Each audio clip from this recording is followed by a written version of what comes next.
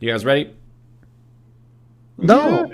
Oh. Okay, no. I mean, yeah. Thanks everybody for tuning in to episode. Bam. What up, everybody? Welcome to episode 14 of Magic Pixel. Can you guys believe we made it 14 episodes? 14. And no one's dead yet. I didn't die yet. That's true. I like fucking dead. I like you better when Why you're you bringing up old shit? Yeah, why are you bringing up old shit, man? We made it It's to all episode 14. 8 days. Yeah, Well, with what? 8 days to revive. Yeah, 9. I think 9. Yeah, 9 days. Hold that shit. It's because, you know, when it's like, someone's like, is it Thursday? And you're like, no, it's Wednesday. They're like, well, it's 12:01 midnight. It's Thursday night. It's like one of those. I think it's 9 days with that asterisk attached to it. Got it. Exactly. How do you tell time in this fucking city, anyways? Ask your mother. Bullshit city. Time is a construct. Okay. Time is a construct. That's what people Just like construct neutral. with the time. Just like Like neutral. neutral. I hate you. God is a DJ and love is a dance floor, all right? Moving Time is on. technically the fourth dimension. All Let's right, talk about you know, Slaughterhouse 5. No, thank you. I'm super down for that. Actually.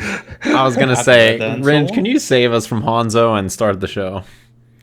Sure. Last time on Magic Pixel, we all took a trip to the Sky Emporium where the crew was looking to investigate into the Clock Tower Inn, where exactly the Merchants Guild had gone to meet with one of the members of the Grand League of Antiquities, named, who was it that they worked with? Not Nigel. You got Nigel stuck in my head, or was it Nigel? Nigel Wuckenbill Giles was Winston? the one that in the tavern, and Graham Yes. Okay, so it was Halking Nigel. Torp, or whatever Okay. it is. So yeah, meeting with Nigel was the Gun, one of the leaders of the Merchants Guild. Both of them seemed to have some ulterior motives meeting there, and it all kind of came to a climax on the rooftop of the inn where Atoq had escorted both Graham and Nigel of the Grand League to discuss whatever these terms of this deal was with the Gun. During that, the Gun had seemingly controlled Nigel for a period of time, seemingly mind controlled him, and had him turn over a bag of coins that I believe has still gone unopened so far in this session, but that is in the possession of Atoq.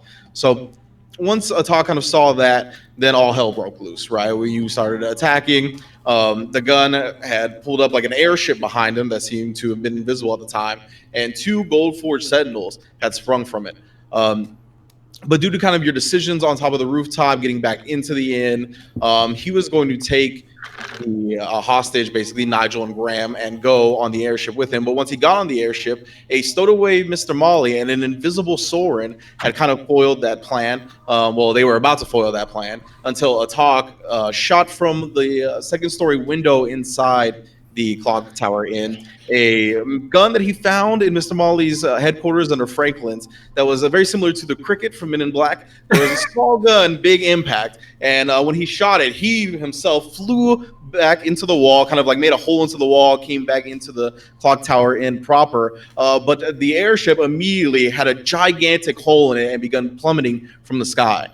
During this ensuing chaos, we had the gun gets just like launched off of the airship, but he managed to right himself. He managed to grapple onto one of these buildings, like just outer portions of it, and slowed his descent. But he was shot down by one Alexander. Alexander actually shot him down and was able to pursue him enough until he was killed. But after he was killed and before he actually fell down, he called out to one of the Gold Forge Sentinels, and one of the Gold Forge Sentinels managed to scoop his body and make off with it, while the rest of the party, of course, tried their best very, very closely to retrieve the body from the Gold Forge Sentinel, but began plummeting into spas and libraries and all kinds of other nonsense. During the midst of all that, we saw Marissa, someone from Dala Brakka's past. Man, there's so many names, I'm getting confused. Dala Brakka's past. Kind of like keeping an eye on the deal the whole time, and she seemed to have pursued the gun when he made a way out of the airship and off the airship. But during the pursuit, she was lost in the chaos, basically, and Dala couldn't find her any longer.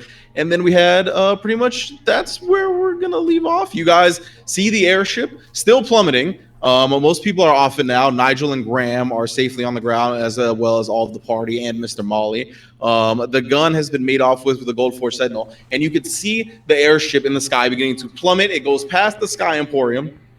And you can see in what I have to give Elder credit for this, because this is the exact scene I want. On the newly, just trying to start to restructure the Platinum Disc. See a familiar red wine genie and a orange vest and yellow construction hat, putting it back together. And as he pretty much gets one room done, it just boom, the airship completely plummets into the structure of the building, and he has to start all over. As you guys kind of look from the Sky Emporium, just seeing like a smoking crater coming from where the airship is. It's like you kind of have to get towards the edge of the Sky Emporium itself to see this. So we're gonna say that's where you guys pick up. How about everybody give me a perception check? The guy was not Nigel, wasn't it? Giles Winton that was on the Giles roof?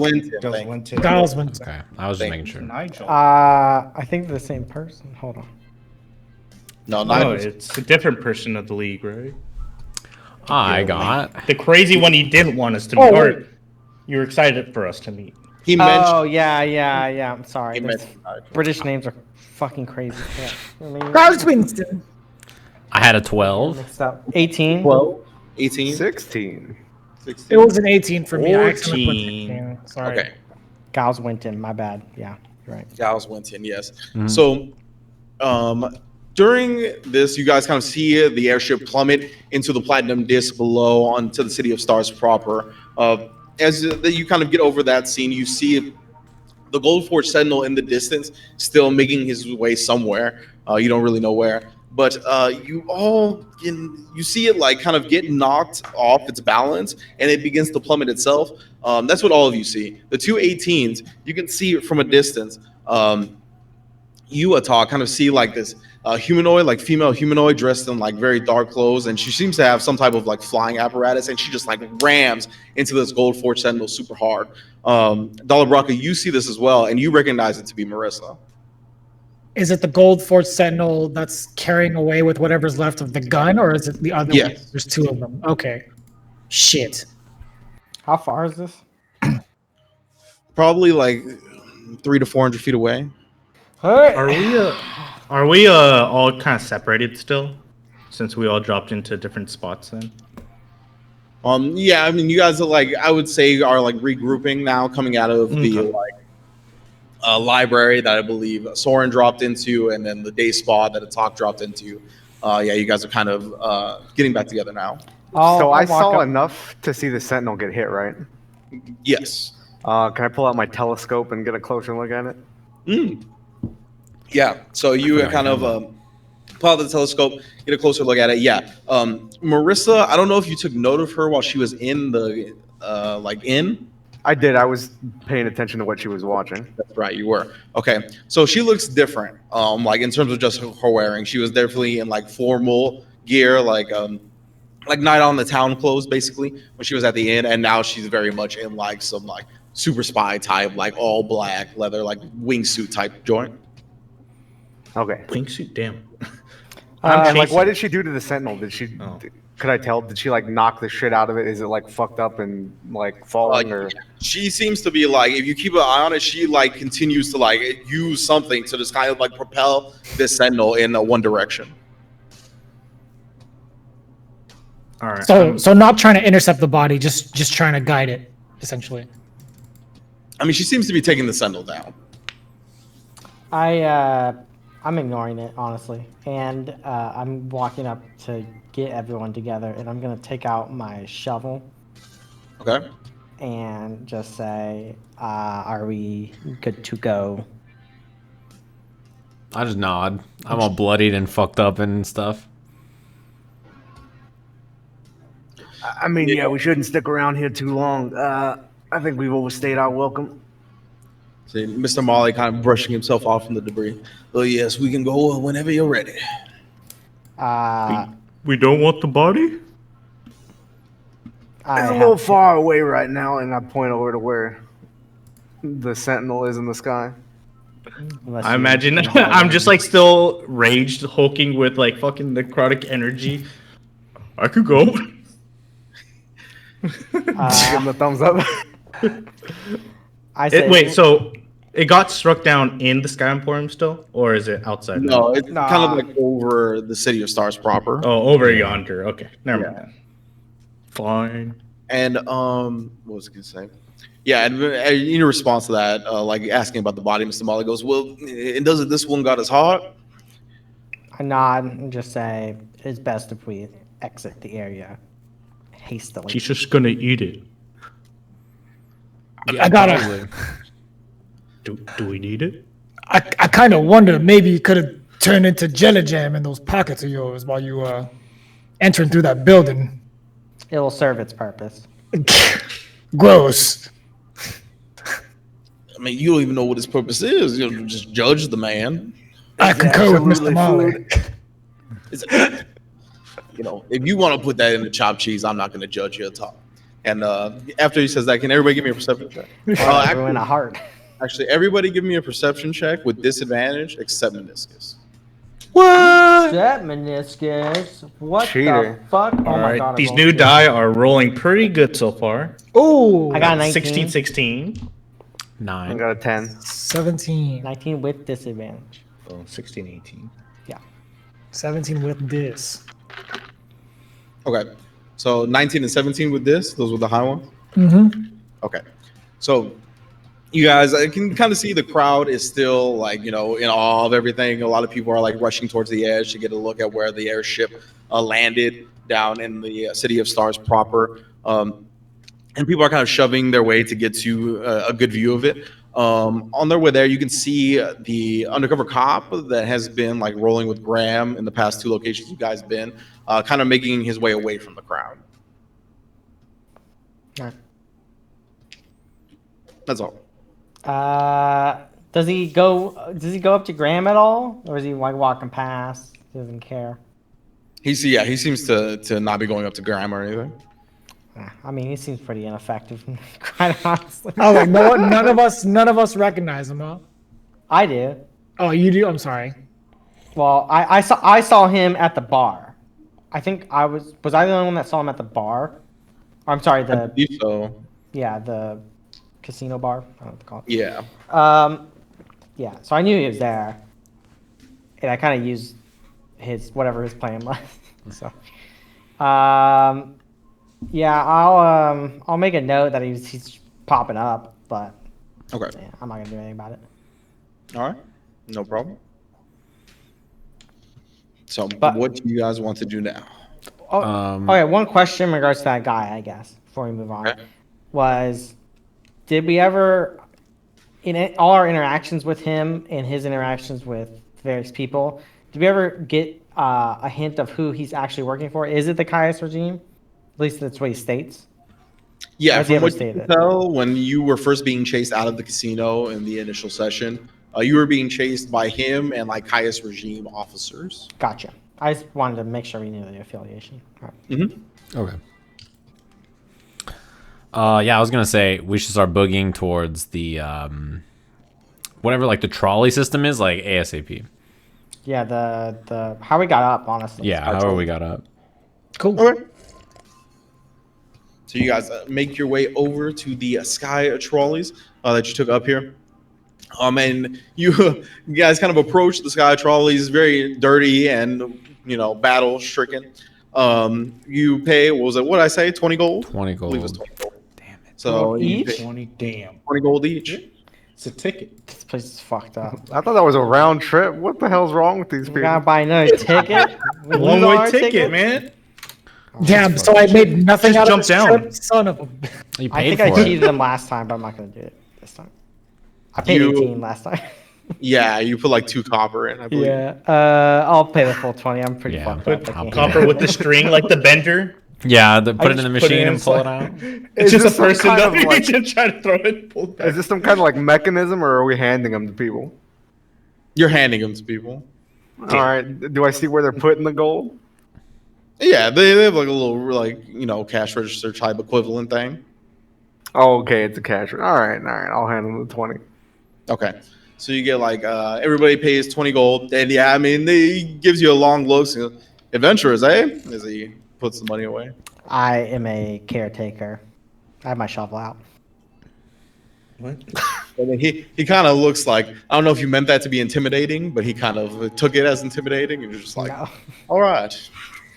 Are there any graveyards up here? I can be a gardener. Lots of things, you know. You definitely took it as like a graveyard reference. Oh, Yeah. whatever. I pull out my little Smith's tools hammer, and I just like moving with them. You should have said I'm a landscaping professional. I mean, caretaker Like is I know so what the fuck ambiguous. that is. He's got like I'm a a bleeding. caretaker. I took care of children with the shovel. Shovel. Babysitter. I'd imagine he's got like one like leaking pocket from his cargo shorts. Oh, from blood, too. He's Like, absolutely right. covered in blood. yeah, It's a he's beating leaking. heart, dude. Yeah. I'm It's cut still off, trying to pump blood. No, so you good. cut the heart out of a man in the sky. You're covered in blood. Correct. Yeah, but I'm also. I'm a lizard. I'm pulling the lizard. Wait, knife. he's a lizard. He Wait. has Aren't you wearing a white Scales. shirt? Aren't you wearing like a white silk shirt? Yeah, it's open most of the time. But yes, Just making sure. White shirt. it's huh? already red now. filthy, so it's just adding on to it. Yeah, but I'm a lizard. Yeah. You don't look like the royalty around. Yeah, I was gonna say you need to take this to like a wizard or something, get this shit cleaned because Yeah. it's been 13 episodes of just murder that's covered. Yeah, your white I mean, I shirt. haven't cleaned it. All my tomb adventures, never cleaned it. Same with my pants. Oh, so he's disgusting. They're cargo shorts though. They probably have no dirt on them. Like they just look normal. Yeah, the cargo shorts Other are. than the blood. Resistant. Other than, eventually that red spot turns into brown, so you'll be fine. New shades. New shades. All right. So y'all travel down from the Sky Trolley, from the Sky Emporium, and down into the City of Stars proper. You step out into the city. What do you want to do? Where the fuck were we staying before the Floating head. place? The floating head, yeah. I'd say we go back. We escort Molly back to his place, I guess, and then we can figure it out. Just be like, let us go get the round of your chopped cheeses for the rest of the group. Now that sounds good. Let's go. Yeah. Wait, how Chopped much cheese. did So they you make should- out with? How much did you get, Liz? We can discuss later. Okay. That's a good point. So you guys all head back to Franklin's. Are you gonna go in with Molly, or are you just gonna let him be? Is he going in to eat and not bringing it downstairs, or he's just going in to eat? He'll eat and bring it downstairs if you guys want to go downstairs. If not, then It's up to you. I don't give a shit. I say I'm going we downstairs. take it Yeah, for the we- road. Yeah, downstairs. We don't want. Yeah, we People need to finding discuss us. what happened. We gotta get away from him. No. It's innocent. I don't care either way, honestly. Alright. Yeah, we can take it downstairs then. all right. So you guys go into Franklin's. You see the old wise turtle behind the desk. Serves you up some chopped cheeses. He goes. He takes a note to you and talk. He goes, "Do you want anything different than the usual?" The absence of an order. Yeah. He looks genuinely hurt by that. He's one of you. I'll take 2. He's a reptile. He like nods slowly and then cooks another one and gives you another one. Damn. I look Minoscus right in the eye as I bite down on the first one. I smile back at him. Innocent. It's just a blank stare. The Just, exact way his Like- heart is how he looks at you. Yeah. Yeah, the roll. Just look at the roll 20 and stare into his eyes. oh, damn it. This is the look he gives him. And like my ears move too. It's like a little flicker. It's just a little cute, like, flicker. Yeah. There's no hatred in that heart. You adorable shit. All the necrotic energy's gone. Thank God. Just walking around pulsing with this black necrotic energy. Do you all take your chopped cheese except for Atoq and head down into the underground headquarters of Molly? He goes, well, gentlemen, very nice tonight. I just wanted to make sure the gun was done. So, Well, I mean, that was accomplished. Do you have any sort of line on our next 2 targets? well, we do know that I believe Shava is at the House of Awe, and we do know that they're probably not going to hit her until tomorrow night, maybe. And then Bogdana the Bludgeon, I still haven't really picked up a word on her. I haven't really gotten the chance to. We just kind of leaped into, taking out the gun. All right. Well, I mean, I hope you can get started on that before, they get to her the day after. Yeah, I mean, she's going to be the toughest to find for sure. So I'm pretty confident that at least I'll find her at the same time they do. And they're not going to make a move on her as soon as they find her. Hey, are we Do you like know pretty? if they have any more airships? Oh, yeah, for sure. Oh shit. All right, invisible airships we got to deal with. That's just great. Hey, did you happen to know that before tonight? No, I was pretty lucky, actually. Are they magical? Oh, yeah. I could do something. What? What do you I mean? can sense magic. I'm magically inclined. Indeed, you are. Hey, do we know for sure if they're gonna like always do this at night? Like, should we like come meet you here or like? I look You mean over like- to him. It's always nighttime. Yeah. I mean, like in relative to the hour of the day. I mean, they'll probably do this in like 18 hours from now. Sure, okay. Something like that. I look at Soren and just be like, I am not the only one I see. Yeah, where I'm from, like, the sun goes up, sun comes down, it's different here. Ah, the natural order, of course. Yeah. So hard to forget. Where are you fellas from? I am from the mountains. The Feywild. Here and there. I don't know. I mean, you are magically inclined after all. And he was in the mountains, okay. But geographically challenged. The Feywild, I mean, forgive the pun, but that's a little wild. I haven't met too many people from there. Yeah, I haven't met too many people like not from there, if you know what I'm saying. What? How long have you been on the material plane? Like Well, this. a week or something. What the hell? Yeah, I know, it's been a long time. I mean, relatively, that's a pretty short time, but well, how you like it? It seems worse in like every way, but there's a lot less elves, and you know how elves get if they get cooped up for too long. They don't want to do anything like ever. Everything is just like, oh, we'll deal with it in like 100 years, and like that's, it's too long. Definitely don't got time for that. All right, well, I don't think I'll sleep tonight. I'll try to get a line on Bogdana, and then we'll get to wherever we're going tomorrow. I'm in the corner eating the heart like Khaleesi. So he like says that so to break up the conversation. Yeah. Everybody just looks at you, and you look over at them eating the heart.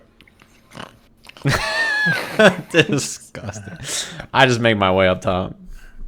My son will mount the stallion to mount the world. Where the fuck is she?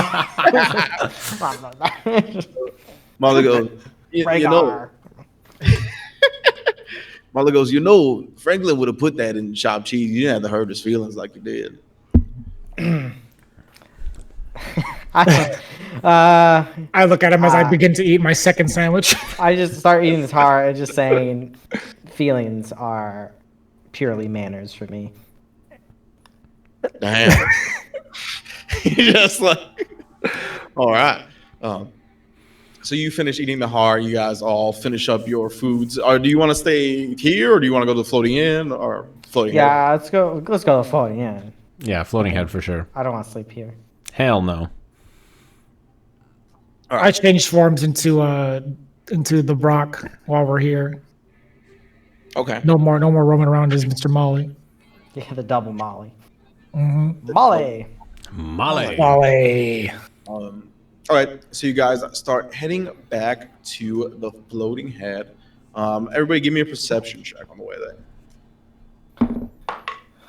Oh no, 7. 15.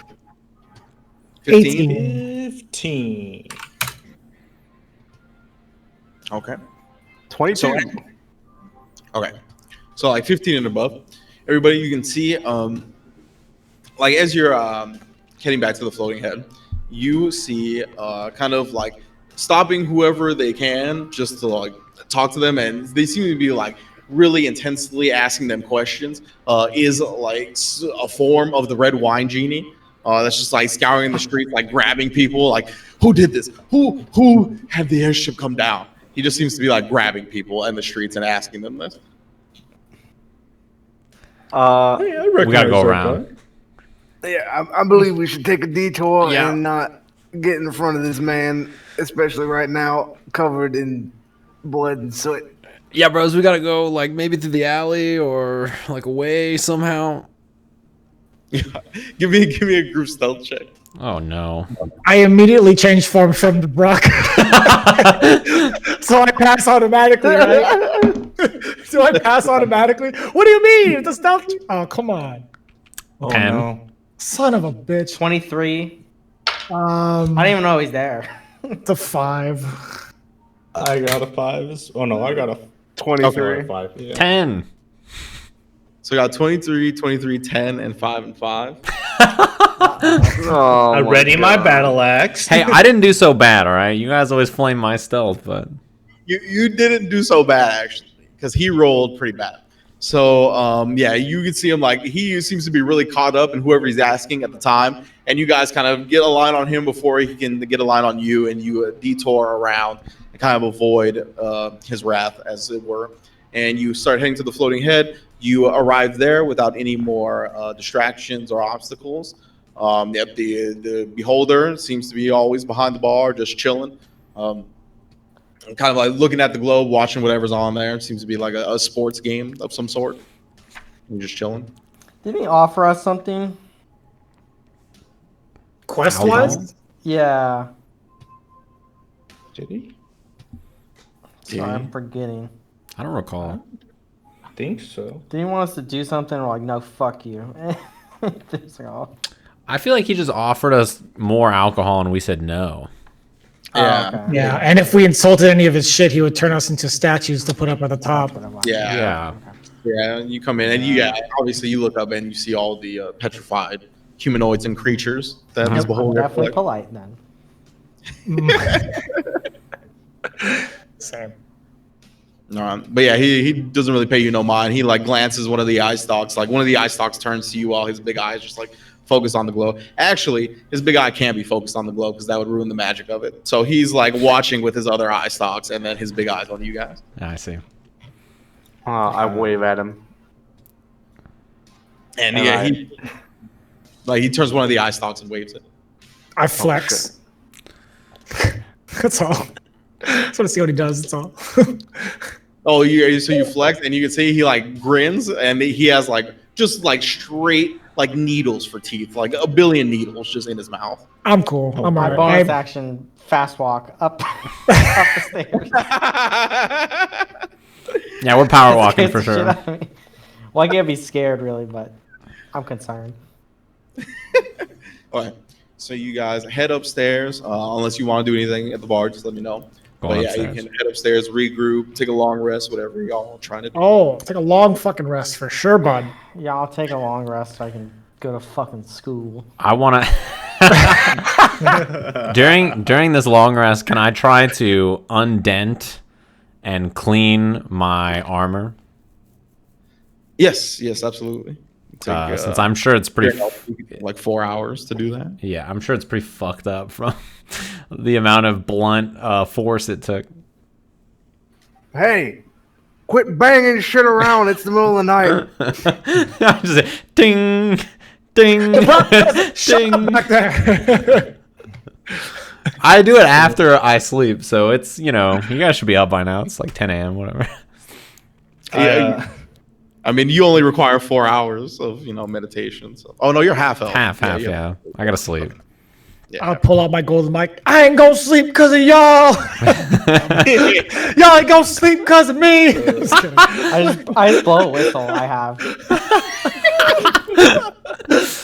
with my no lips. I don't even know how I do it. Give me a. How do you do it? You got a special lizard folk whistle. Give me a performance check with advantage. Since or Honzo, are you trying to talk? Is he trying to be in rhythm with this, or is you just like? I definitely no, because I'm just making noise because everyone else is. Okay, you give me a performance check first. We'll see if this helps Jeremy. It's not good. 8 or 7. Okay, it doesn't. All right, give me a performance check, Dala Brakka. Oh boy, what have I done? Ooh, nice. What is that? My math is 23. 23. Okay. So you kind of give this performance, and after it dies down, like 30 seconds after it dies down, you hear a knock at your door. At my door? I thought it was in the fucking hallway. Oh, you're doing this in the hallway? I was. That's fine. If you're doing this in the hallway, that's fine. Even like after 30 seconds, you don't go into your room or anything. I'll go back to my room. I'll just to kind of like be a jerk. Oh, okay. So yeah, you hear a knock at your door. Do I have a peephole? Yes. I examine the peephole. All right. So you examine the people. Hey, listen. I did. I'm using your words. No one's saying. So you see, like, probably like maybe an older gentleman, probably like about 55. But looking pretty slick. He's got a couple of rings on, some jewelry. Looks like he's got some money. You don't recognize this person. I take the form of a new character called Ezra Traka. Okay. I don't open the door. However, I say, "Who is it?" He goes, "Hey, open the door. I got some business for you." State your business. He goes, "Come on, this is real informal here." Do I have a chain on my door? Yes.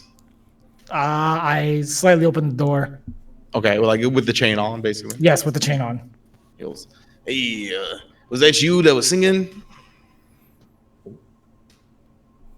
Singing? I heard no singing. What is this you talking about? I did hear it though. What about it? Oh man, I mean, if you know who was singing, point me in that direction because that was the voice of an angel. Do you have dead fingers in your ears, or are you serious? I'm serious. I'm looking for new performers in my cabaret. Was wondering if Hang on a second.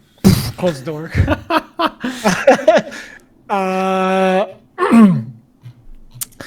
I change into another form. Okay. You motherfucker. in your room. A little bit more, good looking, I guess. Okay. I don't know how to explain it, but hey, shitfoot brain, someone's looking for you at the door. Change form, open up with the chain. Hey, how's it going? How can I help you, man? Hey, were you the one that was singing? Oh, you mean that hot fire beat? Yeah, man.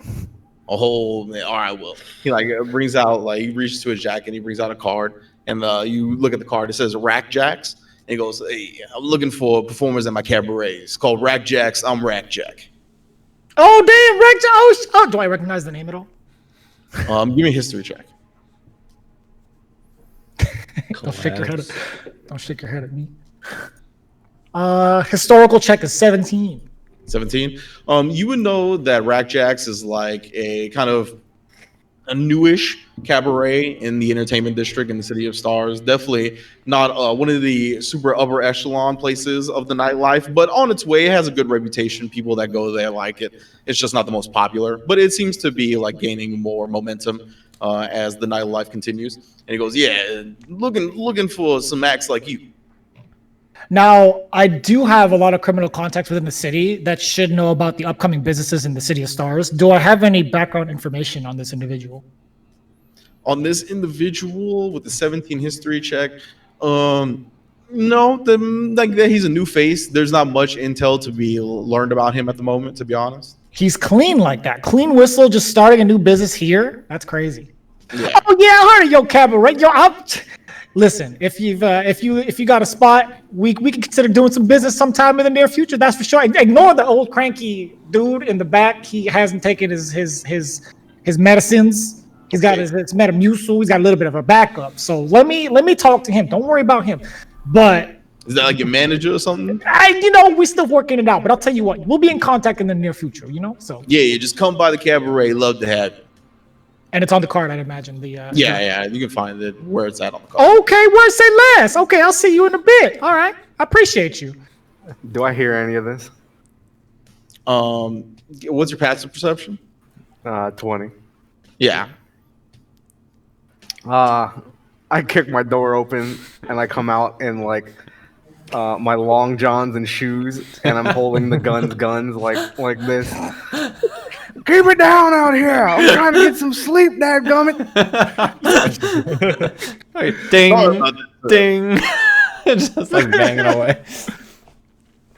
He's sorry about that, sir. He looks back at you, Dala, and goes, Rack Jackson. He he goes downstairs. All right, man. I'll see you later, Mr. Jack.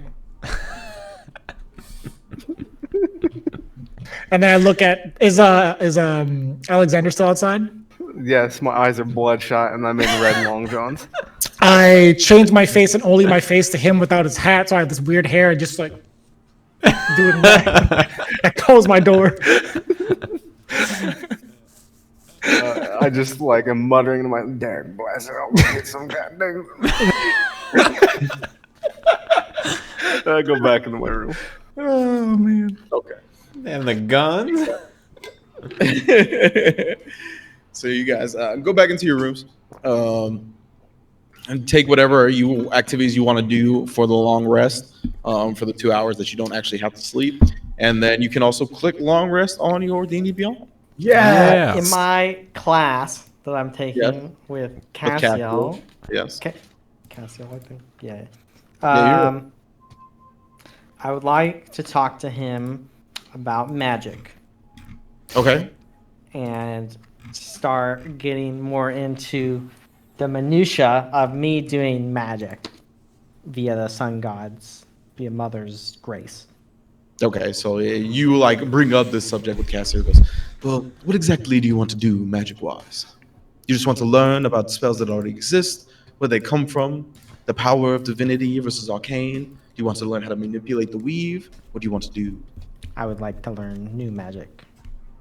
New magic. Yes. Ambitious you are. Sun shows right. And he begins to kind of give you the breakdown and the fundamentals of the weave and how you can kind of build your own from there. Cool. All right. So you handle that. Everybody has taken a long rest. You guys all wake up, fully restored hit points. Still, dirty unless you took advantage of the lab facilities or whatnot, cleaned up. And you have a new day in front of you, a new night. I'll just head downstairs. I want to wake up. I thought I had something I wanted to identify. Oh, I think it was the cricket. The cricket's. What's the situation with the cricket? Okay. Has it exploded? Because people are like, "Why do you use that constantly?" Yeah, exactly. So I forgot to tell you at the time, but yeah, part of you when you flew back into the thing, we all forgot to bring it up. But yeah, it's just exploded in your hands, basically. The full whole barrel is just peeled back, and it's just it's like Looney Tunes. It's like a Looney Tune thing, just yeah, exactly. Yeah. Oh, destroyed little gun. Yeah. What was I gonna do? Is Mr. Molly with us, by the way, or no? No, he's last at Franklin's. He said he wasn't going to sleep and try to get some. Oh, okay. I misheard. The fucking pouch that I have from Giles. Can I open it up and see what's in it? Yes. So you open it up, and you see, yeah, I mean, it's gold. It's a lot of gold. I'll spend some time and count it out, I guess. Okay, give me an investigation check. Don't mind if I do. He touches one, he turns into a pile of gold. No. 23. That'd be fun, Carrie. That has happened to one of us before. Two of us. It sure has, yeah. So as you are like counting it out, trying to figure out how much exactly is in this pouch, you handle it enough and get your hands on it that you are a little suspicious and kind of like bite down. Definitely seems to be fake. I had a feeling, honestly. Whack. But it's. All right. Once I realize it's fake, what's my guesstimate on how much is here? Like 1,000. 1,000 fake gold-ish. Yeah. Sorry. Okay. Useful. Yeah. That's Definitely. my thought. I remember when I gave my players fake currency, how mad they were. I found out at the jeweler's when I was trying to buy something. He was like, hey. Fake currency. Okay. Thank you. Mhm. Still a win in my book. I'm downstairs getting whatever this establishment has for breakfast. Yeah, same. Okay. Yeah, I mean, the beholder serves common food too. No, he's just got an exotic menu that you can have access to. Ectoplasm. What's on the exotic menu? The exotic menu, do you really want to know? I assume it's on the same menu as the normal menu. It is. He definitely would put it on the same menu, sure.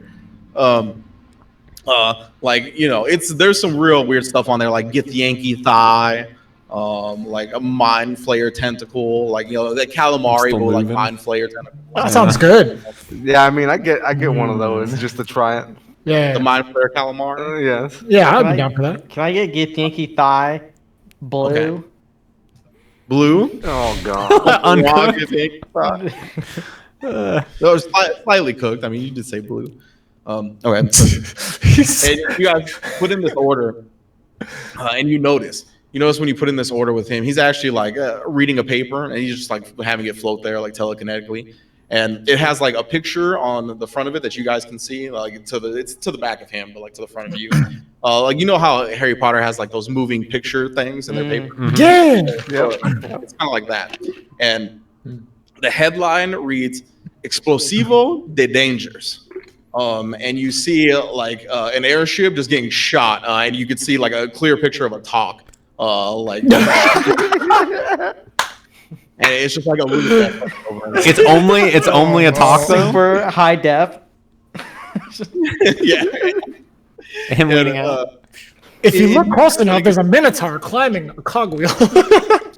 Yeah, exactly. Yeah. And if you like take some time, like that catches your eye, and then read some of the article, it details, like, it doesn't like have any names or anything, but it does detail like lizard folk, obviously, a minotaur, and then like and some of the humanoids that they seem to be running with, and it kind of like details like being at like some, like, obviously at this explosive, but like there's rumors that they were at other places too. What side of Atoq's face did they get? Like he would have been like this, so like this side, I guess, like left side. My bad What side. side's the left side? The bad side? Yeah, it's my ass side. All right, so it's the easily identifiable side. Damn it. Oh boy! no. All right. You stupid lizard. You can give me a D20 roll actually for the side. Let's do that. No, I'm okay with it being the left. Honestly. Okay. Who was the snitch with the camera? I thought everybody cleared the damn room. So, yeah, that's my question. Is, Oh, it's probably security. It's from outside. where is Yeah, the it's photo outside. coming from? If we're looking at it, where would it feasibly be based on our memory? It seemed like the camera angle is like probably like a third or fourth story on a building across from your building. Oh, good fuck. Makes sense. Fucking enhance. And it's just. Because like a fucking airship appeared, and they're like, "What's going on outside?" And then it fucking. There's some guy that's like, get me pictures of this lizard on my desk ASAP. I want pictures of the lizard man I want pictures of the lizard man. on my desk. Disguise. He's a menace. He just sheds his. Look at me when I talk to you. Oh man, He just poor leave guy. like a bunch of shedded skin. He's like, here you go. This is the remains of him. Because you're a lizard. You could do that, right? Oh no. On demand? I don't know. Probably. So yeah, you see that. You see the headline, Explosivo de Dangers, and it's written by Pedro Morales Mangonzales Morato Munesto Mendez. I see. I see. Up and coming journalist. Yes. He wrote in the finest of circles, I see. Yeah. I think we need to hide your face from I'm not now gonna on, write that Atoq. down. I love Rush Hour Team. What is wrong with my face? Everybody knows it. And It's not a good thing. You know, it kind of prevents us from sneaking around. If everybody recognizes you for exploding the ship with a gun. Hey, was that you, by the way? I don't think that was ever clear. I was on the ship when that happened. I mean, do you not see the paper? Well, yes, it was me. I did not know you were on the ship, to be honest, but I also did not expect it to destroy the entire ship. I see, for sure. Yeah, it was a little, turbulent, but I'm all right. It's cool. Yes. I think I should wear my hat more often. Yeah, perhaps pull it down to the left a bit just to, kind of cover it with the brim. Yes, I know my face is hideous to some. I will. It's more do that it's better to cover it identifiable. up. Hey, don't worry, big guy. It's I bet pleasurable to many of your kind. You know what I'm saying? Actually, it's not quite. So, that. I tried. I took a long, big sip of water. Yeah, and this is about the time where the beholder behind the bar comes back with your food, your Mind Flayer calamari. He goes, "Enjoy, one of my favorites." I ordered whatever the most regular sounding food was. I take a fork and I offer him some calamari. Oh, He brought him Mind Flayer calamari anyway. yeah, sure. I'm just like staring at the plate.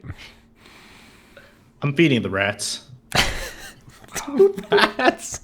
Not at the table, I Minoscus. forgot. They still deserve have to be those up here rats? too. I mean, can you wait till after we get done eating? I turn and look at Atoq, and I'm like, "Hey, bro, that reminds me. What happened to the bag?" I have it. It was fake. The bag, or like what was in it? Bags are rarely fake, but the contents were. Damn. Smart alligator. But we do have 1,000 fake gold. I insight check him when he says the contents were fake. I believe it. It's a good inside check. It's a bad inside check.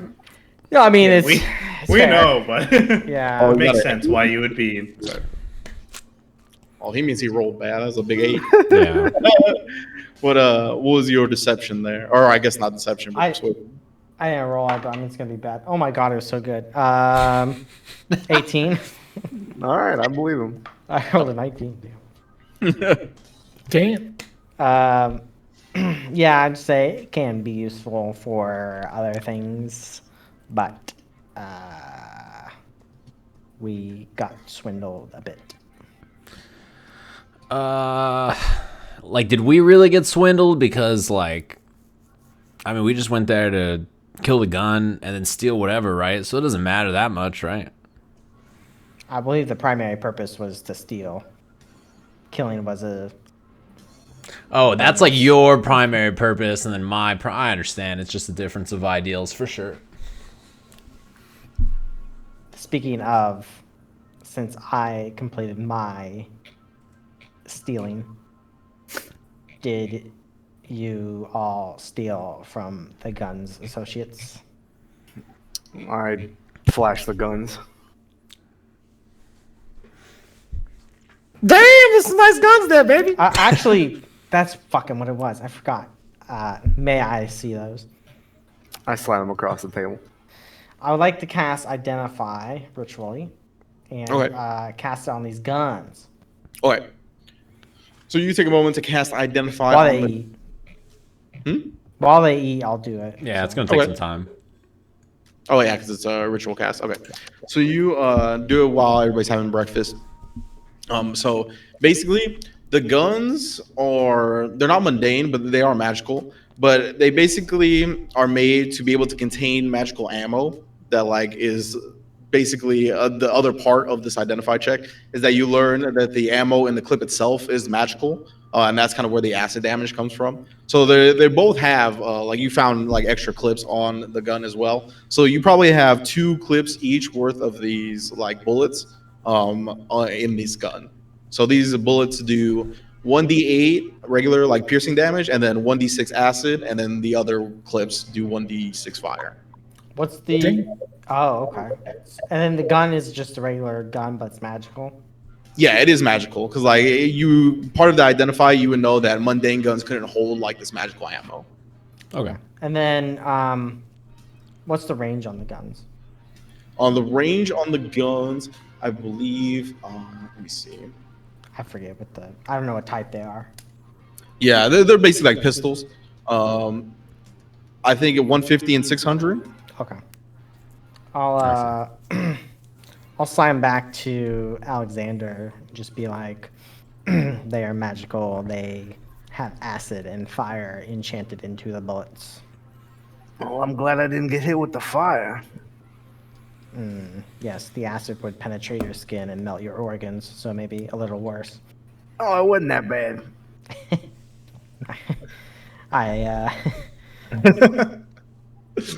Your body must be harder than your genetic counterparts. I tap myself on the chest.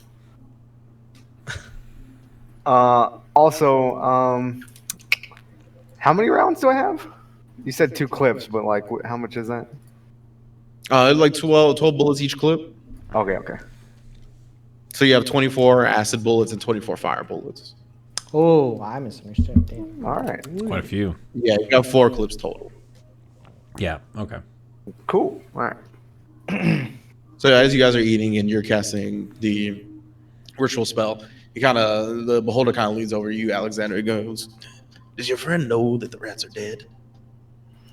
Oh, yes, I believe he does know that the rats are dead. I mean, I don't think I've ever asked him specifically, but yeah, he knows the rats are dead. Curious one. Give me an insight check.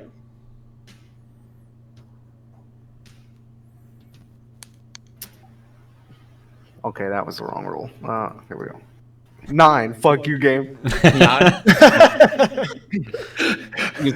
Beholder definitely is curious about Minoscus. He seems to have made some type of note of him, but you don't really know what the motivations are behind that. All right. What do you all say we head out of here? I got some things to take care of. I'm probably gonna get some urchins to keep an eye on the house all during the day. Maybe report back to me at night before things get started. Yeah, bros, you guys want to meet here at like a specific time or whatever? I got to run to the order. But besides that, I mean, I got nothing else on mine. I just stare up. Day, time. I mean, there's like clocks or whatever, you know, you can just look at that. Are they even correct? I mean, they all say the same thing most of the time. So like yeah, probably. Is it the same as a normal place? Is it its own time? Do they tell time by a static The clocks are the same, goddammit. Yeah, I don't know if it's like in the Feywild it says one time and then over here it says another. I don't know how that works, but All those time zones, baby. Get used to that shit. They're all the same. Every place you go. Explain time zones to me. All right, moving on. You guys just come across a wall of like different clocks. One that says City of Stars, one that says Astral Feywild. plane. It's just going. it's spinning. Feywild would not move. It would just be stuck. Every 100 years it ticks. Like, it's just like, oh man, that place is a drag. Yeah, I don't know. That's all I got to do. Gather yourselves with the full bellies from the breakfast, the Mind Flayer calamari. Soren, did you actually eat your Mind Flayer calamari or no? I probably just like pushed it around. Yeah, okay. How'd it taste? Spoon it around. You ate it, I'm assuming, right? That's why you're asking. I did. Yeah. Yeah, how'd it taste? Oh, he's asking Rynge how it tasted. Oh, I thought he you was were- asking you too. Yeah. No. Yeah, I mean, it tasted like a regular calamari, but a little more gamey. Which, I mean, calamari is already pretty shooting. All right. Like, I mean, Even I'll more. finish what's on his plate if he's not touching it. Yeah, it tastes pretty good. So you all full bellies except for Soren and who knows what the hell Atoq ate. But you guys leave the floating head to do whatever business you want to do during this new night. Please let me know. That was Yeah, the it's like if tastiest Yankee rubber thought. tire I've ever had. By far. I had to wait till we get out because I didn't want to get petrified. Yeah. It's it seems odd that Gith Yankee is a delicacy here, considering their humanoid nature. I don't even really know what a Gith Yankee is, to be honest. I'm not really that familiar. I've seen pictures in tombs. They are from space? I don't know. Space question mark? Yeah, would Atoq even know what space is? There's What's the space? They come down and some cultures worship them as gods, and they build pyramids. All Very right. interesting. Yeah, for sure. I particularly have never seen that on the menu either. It might have While been flair. we're walking, can I look for like a food cart of some kind? Like, I'm gonna just The dumpling cart. find a dumpling cart on the way. Oh, you got me craving for some move shoe. Some mood food. Well, yeah, you can come across like a couple of food stands offering different varieties of foods. I'll buy and tip. Okay. They got any camels hump? What's this? Camel's home? So you imagine it would probably be like a copper or two All copper. right, I'll give him a silver. Have we paid for our rooms? I don't know how long we paid for. I think it was 5 days. Okay. Yeah, you guys definitely have like an extended stay at the floating head. We're at like day 3 so far, right? Oh yeah. Oh. I believe Was it this like- is now day 3. Yes. Was it like 5 Standard gold a charge. night or something? 5 gold a night, yeah. Yeah. So we show a minus 15 then, or 10? No, I think we already already did did it. We paid up front. Oh, that's Yeah. right. Damn, we're smart. Okay. That's the policy. Yeah. I will look around and be like, "Hey, bros, I'm gonna head to the order. What time are we like meeting back up? Or if time is a construct, about how long until we should re-rendezvous?" Should we meet up at Molly's in, I don't know, 5-6 hours? I'm gonna take your silence as a yes. Sounds great to I'll me. look around, just be like, "What are you accomplishing, Soren, at your order?" I gotta go over there to learn how to mess with some armor, and like there's a smith there that's teaching me, and then also I'm gonna ask them if they have any info about what's been going down, and then secondarily they're gonna teach me how to be more effective at discussing, like when I'm trying to sneak around with you guys and like espionage. Yeah, just some normal stuff. Also, just so we're all clear, stay away from the platinum disc and possibly Argus's compound as well. That genie was right mad last night. He was a bit peeved. Yeah, that I mean, seems as like it that should seems be. bad. Yeah, we should probably not go near the genie. That's a good point for sure. Someone with that much power, you think they would prevent these calamities? I mean, not when it comes suddenly abrupt like the way it happened, man. It's just like Yeah. that's just the way it is. It's not like he knew it was gonna come out. Like he didn't know the canola oil was gonna explode in 5 minutes. You know what I'm saying? Like nobody true. knew that was gonna happen. Probably should have. When he finds you, I'll see if you still say all that because he seems dangerous for sure. I think maybe we should find some sort of facial kit for the lizard to make sure he's not, kind of like recognizable. You know what I'm saying? So maybe we could To like cover up my defects. just so he's not recognizable. You know what I'm saying? I'm gonna look for. He's got half his face covered with the hat there. It's pulled down real nice. I mean, that's not gonna stop nobody when a genie comes up to his face and be like, "Hey, have you seen this?" Oh. I mean, I don't think. Oh well, yeah, he probably does care about that since the ship is what crashed into his building. He probably cares a lot about that. Yeah. I do have a disguise kit on me. Maybe I could like mess with that. And Minoscus. Minoscus, what are you doing? I'm gonna go find some more of my friends. And I just pet little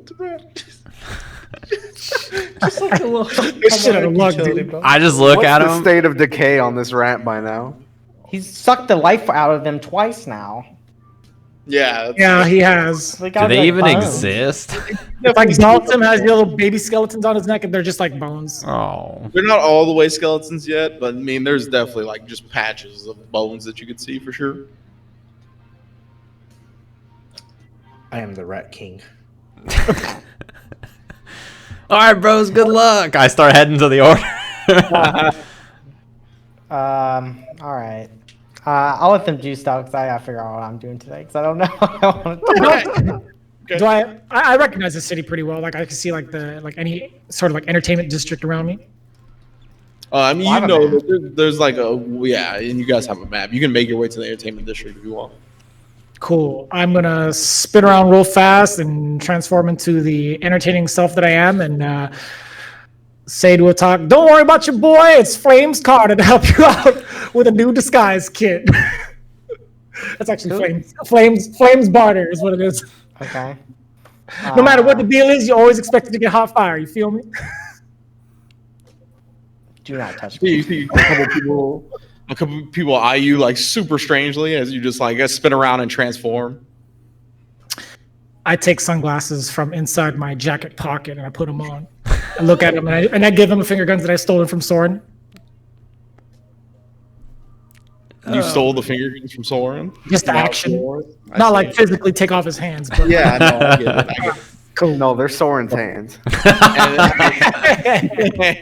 Yeah, it transforms everything but the hands into Soren. It's just like all the skin colors just like different. It's just like Soren's. Yeah. So you give them the finger guns, and they like hurry up. And they move along very quickly. I guess I can go antiquing. That's the spirit. Got temples. All right. So you guys begin to head wherever you want to head. If you don't have an idea, think about it as we start off with Soren heading to the order. All right, Soren. So you managed to get to the order, no obstacles or any distractions on the way there. You are greeted by Diari, as per usual. She goes, "Welcome, Soren. Glad to see you back." Yeah, everything's cool or whatever. Hey, did you hear about the airship situation? Oh, yes. It's in all the papers. Yeah, it's pretty wild. Hey, do you guys know anything about mechanical creatures that are also like mounts or whatever? You guys heard about anything like that? No. Yeah, maybe the Smith would know. I was gonna ask because I ran into something like that and it was pretty formidable. So I was just checking in. Anyway, how's order stuff? Order stuff's cool. Order stuff's cool, yes. And we'll probably need your services in a little while, but as of right now, it's been relatively quiet on most of the fronts, which probably is the most worrying state for things to be in, to be quite honest. Yeah, for sure. Hey, have you heard anything about like a city nearby being on fire or anything? We did hear from some of our agents around the city that one of the hamlets by the mountains there was a bunch of smoke coming from it. Seems to be lit ablaze. Yeah, I think maybe some of the Cronus worshippers were over there, the Cult of Cronus people with like the Goliaths. I get the sense that that's the direction they're headed. All right, well, we will look into it further then. Thank you for the information. Cool. Also, who should I speak to about like, you know, the espionage stuff or whatever? Oh, that's right. Okay. Yes, we managed to recruit one of our spies, one of our espionage specialists. And we actually wanted to reach into a place that you would be familiar with. It's one of our espionage agents from the Feywild. Let me bring you to him. Is he elvish? No. Oh, thank God. All right, cool. All right, yeah, we can do this. Yeah. So she like brings you to a room, like kind of like a monolithic library type room, and you can see sitting in a chair, like legs crossed, like has a pipe and like a book and like reading glasses on, like seems to be a satyr. Oh, cool. Sitting there, and she goes, "Glostig, I'm glad you're still here. This is Soren, the person we called you in to train." And he kind of like closes his book, snaps it shut, and looks at you and goes, This is it, huh? Hey, what's up, bro? How's it going? Bro. Interesting vernacular you have. Yeah, it's, well, you know, like, common's not like my first language or whatever, so I picked up like a lot of slang. You know, it's how it goes. All right. So you are willing to adapt to your environment relatively quickly. Yeah, sure. If you could teach me how to do that better, I'm down, yeah. All right. Well, you seem to be on your way somewhat. Perhaps we could speed up this process. Sure. All right. Diari, I will take it from here. And Diari kind of bows and bounces. He goes, so, why do you want to be a spy? Well, mostly like, you know, I've got one aspect of life down, and that's like kicking in doors. Hey, that's like a evil creature that's causing trouble. Time to murder. I've got that part figured out. But then the other side of things, like, you know, when I need to figure out information, or like I need to be somewhat more, you know, on the low about it. Like, I'm not sure if that guy needs to be murdered. Let me dig in. That part I haven't figured out. So you have the foundation of a murder hobo. That's what you're telling me. Yeah, I'm pretty good at that part. I want to become like not a murder hobo, but like a murder. Oh, you did something wrong, bro. That's what I'm looking to become. It's kind of taken aback by that for a second as well. That was an impressive rhyme. You can see the book he's holding up is like a book of poems. Better than anything in here. He just throws it.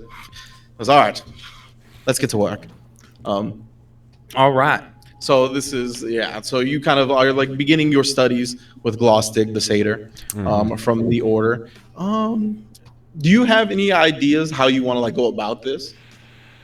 I have ideas, but just in case, you know, you want to. I have no input. Whatever he's up for, whatever he is trying to teach me, I'm down for it. Okay. So he goes, all right. Well, there's no practice like practice in the field. Follow me. And you guys, he leads you out of the order. Okay. Yeah, I'll follow. Okay. So he leads you out of the order. Yeah. So we'll check back with you in a little bit. Who wants to handle whatever business they're handling next? I'll do it. Go ahead. Okay. What do you? So I head over towards the House of Awe, and Okay. I start fucking finding all the street urchins I can. All right. So you start gathering all the little urchin boys and girls on the street. You probably can gather around like 7 or 8. All right, everybody. I need a little bit of help surveilling some people that go into this area. Anybody who comes in or out who looks kind of shady, maybe suspicious, or is carrying a body, and I give them the description of the body that looks something like this. I need you to make note of it, report when it came in, and I'll be back here tonight. And if you do this, I'll give you 5 gold apiece. 2 up front, 3 after it's done. And you can see one kid, like one of the little girls, is like acting as the leader of this like little urchin gang that you've gotten together. And you go like 5 gold, and they all kind of nod their heads, and then they turn and huddle away from you, and you can hear them like whisper a little bit, and then they go. She goes, "How about 6 gold?" Come on now, you're pushing it. I mean, you're looking for a body. I mean, yeah, but he's already dead, and like, I mean, it's just a body. I'm not asking you to go in there and steal it. I'm just asking for information. Give me a persuasion check. This is gonna go well. These kids, have man, to they already fucking got this throw sand business in their figured eyes. out.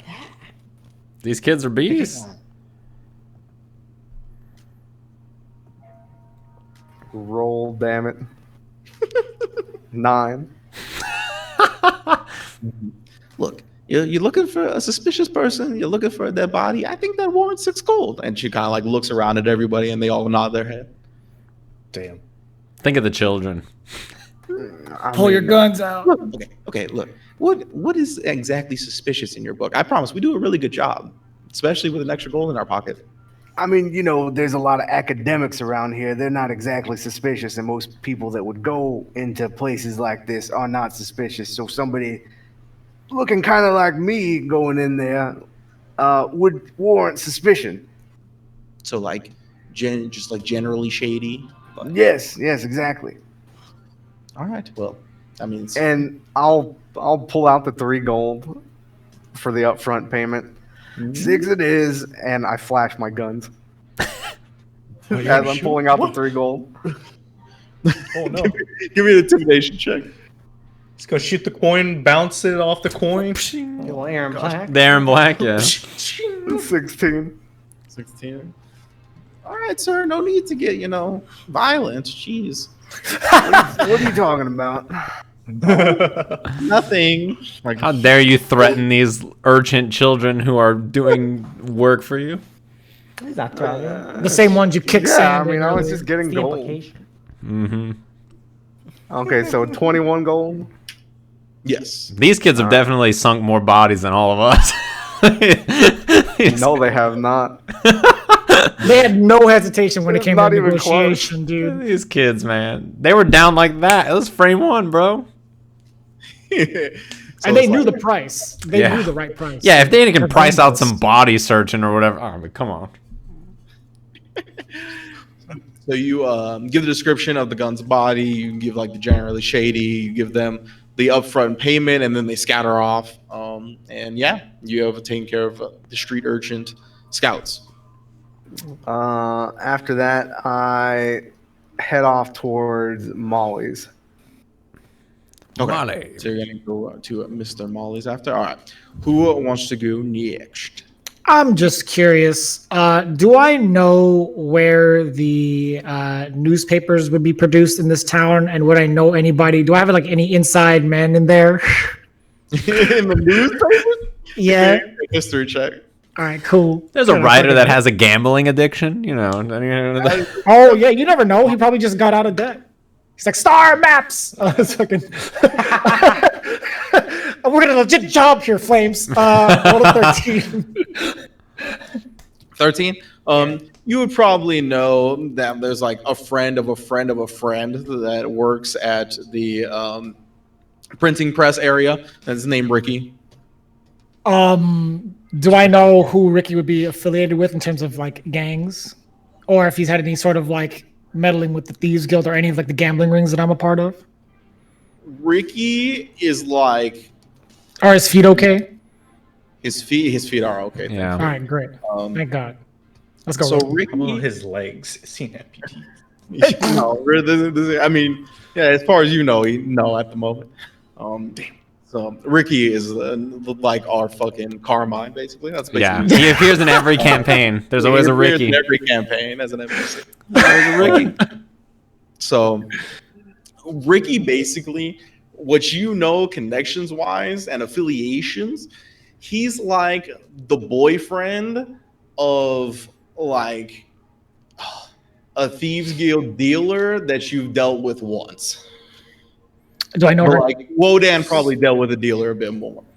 Your friend's dog's girlfriend is getting married, and that's Very who the loose guy is. connection. Yeah. All right, Yeah. that's fine. I just need to Like- know. He is like not really, as far as you know, he's pretty straight.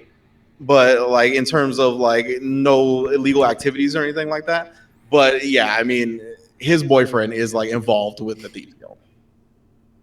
Okay, cool. I have a plan. Let's go change these papers. Do I know where the newspaper production company is? I'm heading over there. I'm gonna tell Okay, the so you're gonna head to the printing guild. Okay. Well, I'm gonna like kind of casually guide us as we're going through like the entertainment district, and I go to Atoq. Say now, man, like I know you ain't trying to like mess with this or anything, but like I'm giving you like maybe another shot to maybe like mask it up. I don't know, like something to cover it up so we ain't, as suspicious. What is our purpose in this district? Well, I'm just trying to, spend some time to maybe cover our asses and not get us killed because of you. I'm the one putting us in danger, huh? Well, I'm the only one here that can change forms, so unlike you're stuck with this. Yes, you've made it a point to constantly point out my scar. This. That's fucked up. Well, all jokes aside there, Atoq, listen, we gotta make sure that the genie doesn't end up finding us out in the public while we're running from more dangers from the Merchants Guild. I'm quite confident I can stay hidden. You son of a bitch. I don't have the brain power to compete. I'm just gonna walk over around in the entertainment district. I'm too tired. Fuck, man. You're lucky you caught me on a bad day, Honzo. You son of a bitch. You son of a bitch. I'm in. Got him. I could have convinced him. I can't threaten him. What am I supposed to do? Turn into the fucking Brock? He's seen that form already. God damn it. Just tell him what you want to do. Well, I was gonna go convince him to like fucking either get a mask or go to the newspaper district. But either way, he doesn't. It sounds like from our conversation that he doesn't want to even try to defend himself. He's too pretty. Why cover up who I am? Okay, well, I'll tell you what. Maybe we could, do a little doodaddle over at the newspapers and probably change up the image, or maybe even change up the story in general, so that we all don't get caught. You know that thing that the eyeball was looking at while we were having our breakfast? Yes. And you saw how your pretty face was on the front page? Yes. That's the newspaper. So you want me to walk into the place that has a clear image of me? No, not you. Not you. You'll be watching God. But I'm going to take a look, see. Outside the place that is selling pictures of myself? I'm going to give you a mask. I'm just going to grab him and just start walking towards the newspaper place. I'll go in. Well, I'll tell you what. You can help me intimidate the fella. That could change the story up. Okay. Is that how this works? He sounded a little out of character, but yes. Is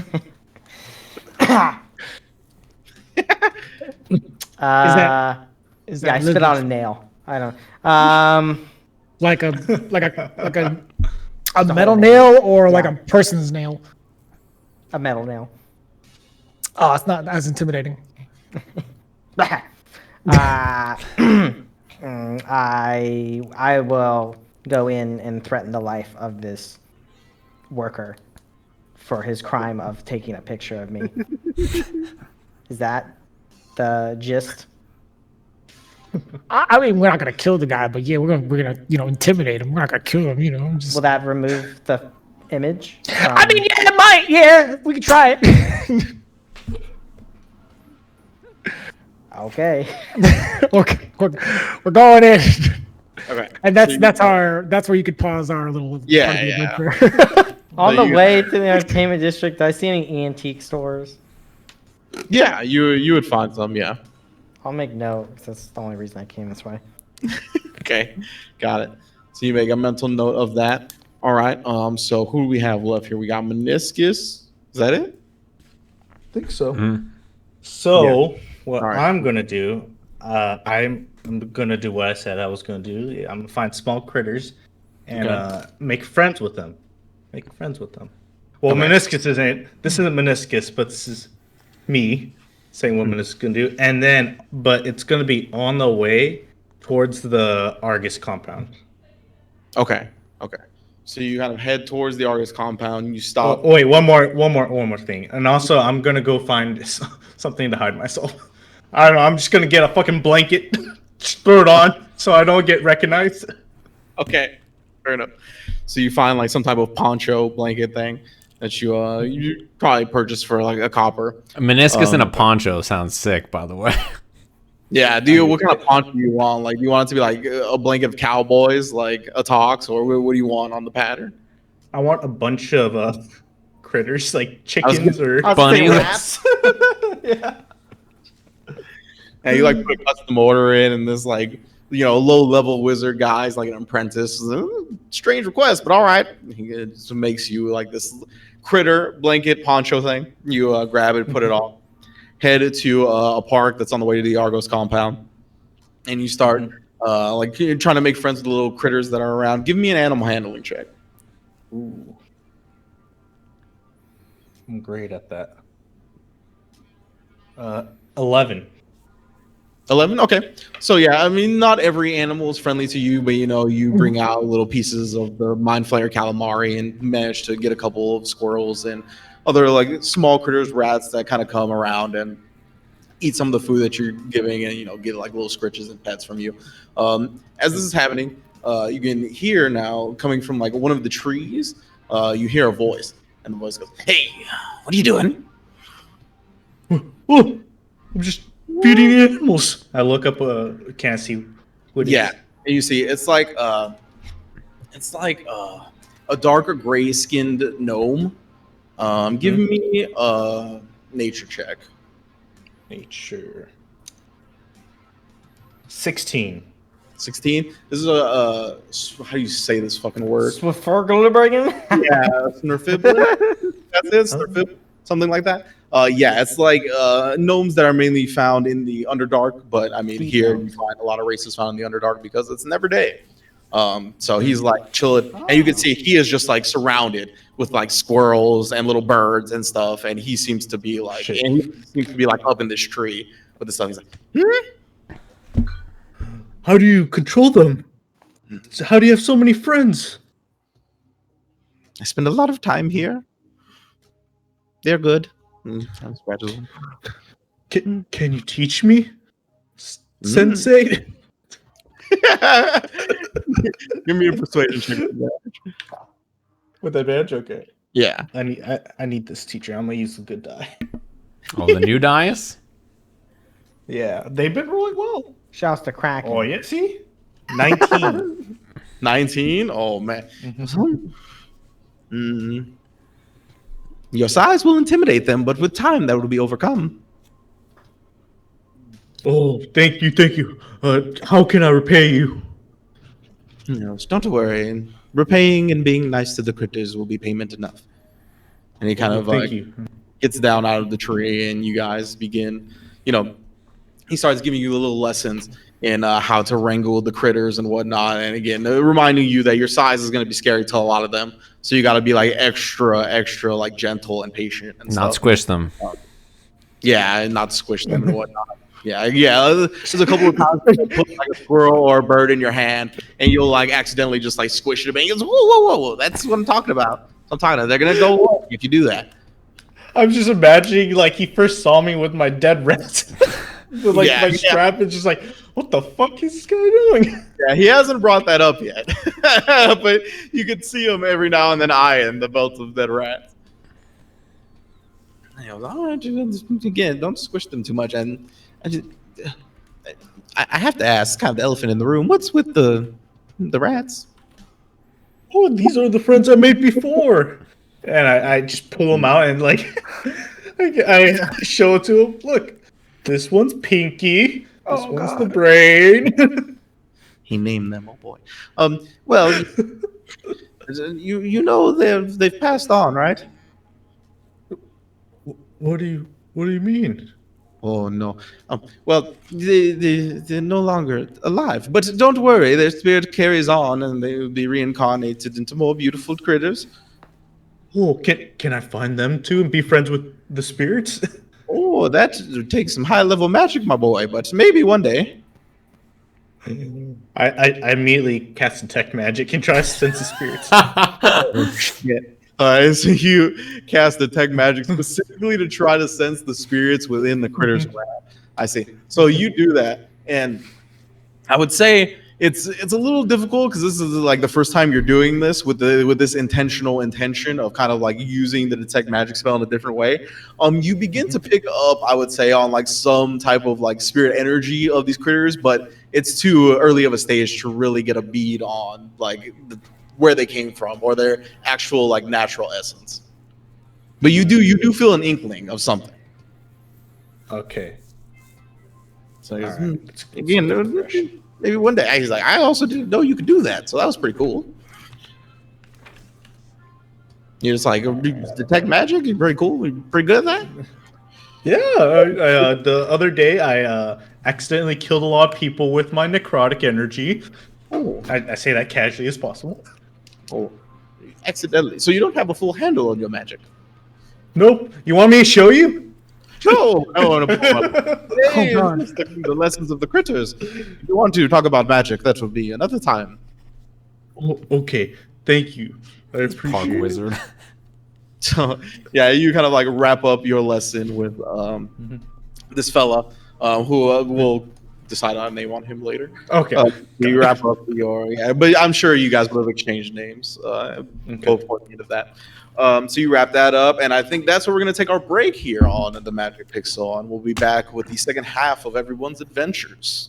Yeah. I'm gonna grab some water. Hey, chat room, you guys should take a break, stand up, stretch, grab some water, snacks, all that. We'll be back in like 2 minutes, 3 minutes, something like that.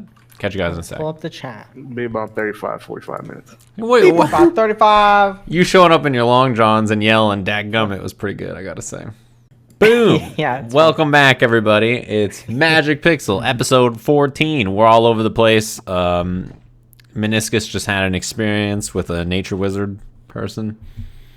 That was fascinating. He's my spiritual guide. He's perfect, honestly.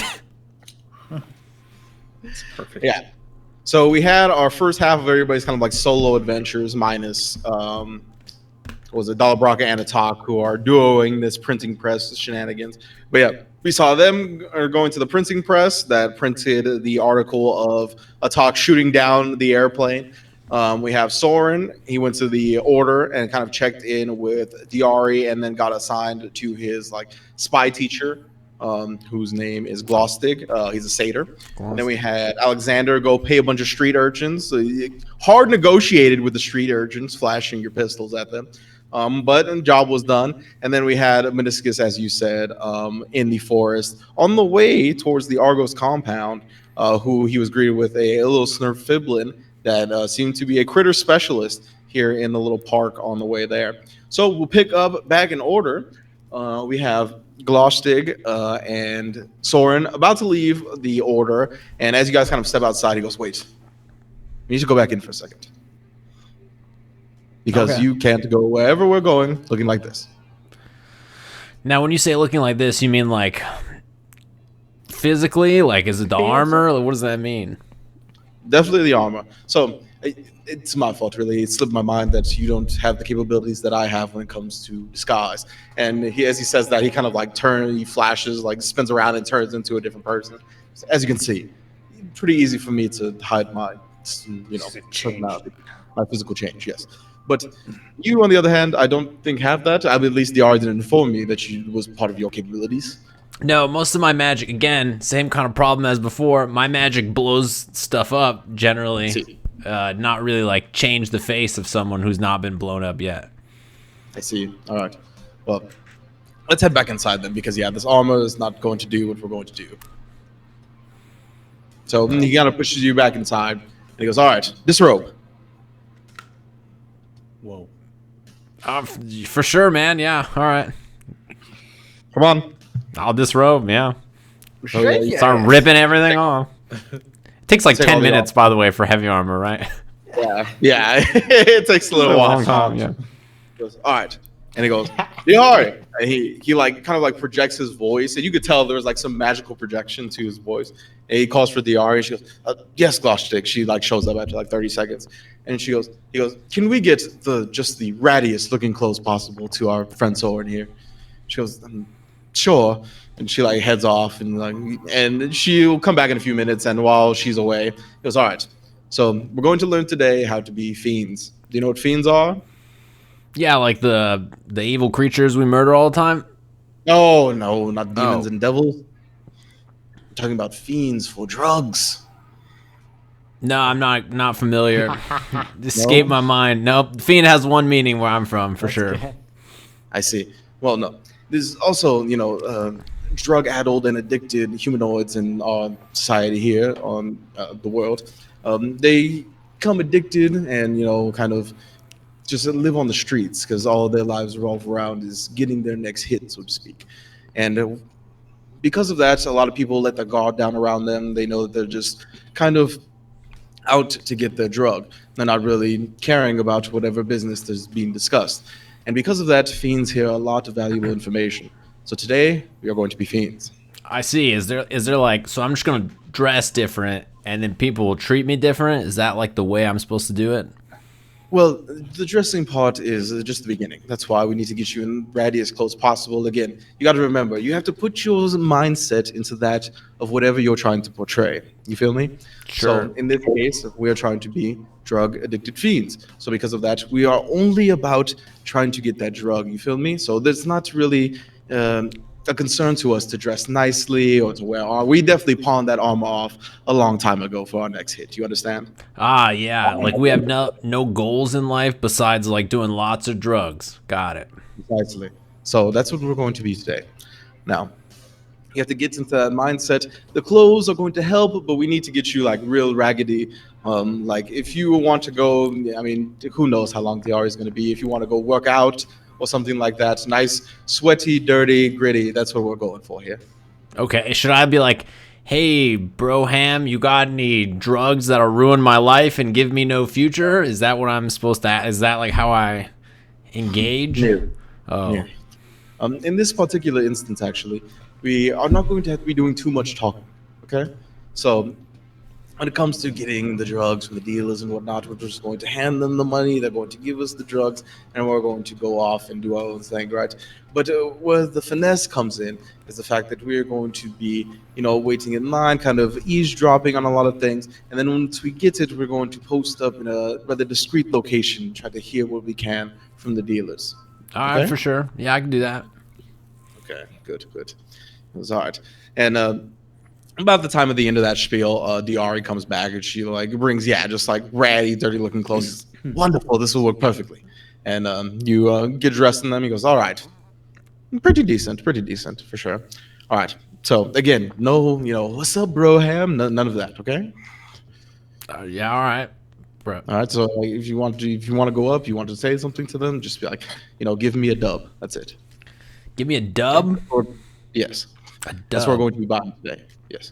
All right, I can ask for that. Hey, dub a dub like that. Is that like, or is that too much? It's a lot. Too much. Okay. Yes. Just give me a dub. Give me a dub like that. Perfect. Sure. Dang, I don't know how people do that with their speaking common like that is so hard. You get used to it. The voice, like anything else, is a muscle. The more you work it out, the better you will get at manipulating it. All right. I'll figure it out. All right. So he kind of leads you off. And as he's about to leave the order, you can see he kind of disguises himself as just like a ratty looking fiend. And he kind of leads you to some of the more suspect districts in the city, so to speak. Definitely where you can pick up narcotics and get into illegal activities. And you guys kind of go around and he gives you like a pouch of gold basically to use on these purchases. And you guys got to go around and purchase different things from the dealers. Give me a perception check with advantage. All right. Damn, the drug advantage. Oh, bad. 12. 12? This is like, hey, kind of you guys working together, so you get the advantage on the roll. It's all right. So basically going throughout all the dealers and listening in, kind of eavesdropping on different conversations, you do learn that there is a planned Merchants Guild, not heist, but some type of thing going down at the House of Awe tonight. You do realize that the target is indeed Shava. You're not sure what they want with Shava or what's off of them. You do know that the Butcher is going there specifically. And he seems to be accompanied by two of his better warrior guards people. Do I get any info about like what the butcher looks like? Do they talk about his description at all, or like what the guards look like? Yeah, definitely. So you know that one of the guards is a drow. Mm-hmm. Drow elite warrior. And the other, they don't seem to know what like race he is, but they just call him like a yellow humanoid. A yellow humanoid? Yeah. Gonna eat his leg. I might just ate one. Yeah. Gonna eat his leg. Got it. And then you kind of hear like different like when it comes to the appearance of the butcher, they're kind of just like talking about how like flamboyant he is. A lot of the times he's in like a mean coat and he's got like a slight top hat on, but everything's like expensive. Whole lot of jewelry on his neck. But like usually like a different mink coat is like his signature. Okay. Did we ever see the butcher, or just his men? I don't think so, right? Alexander saw the butcher when he was scouting out the platinum disc after it blew up, but he didn't roll high enough to know that it was the butcher.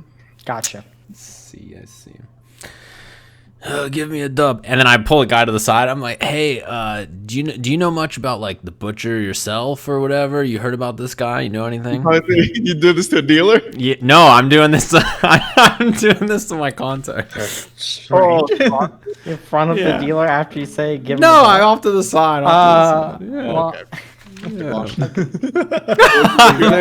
Give me the dub. Like, hey, Broham. Like, what? That's what I thought you were getting at. No. What do you? You did what he told him to. I was just asking if he knew who the butcher was. I've heard inklings. I try to do my best to educate myself on the city that I'm working in, so I've heard a little bit. One of the leaders of the Merchants Guild seems to be very tight with the gun recently passed and the machine.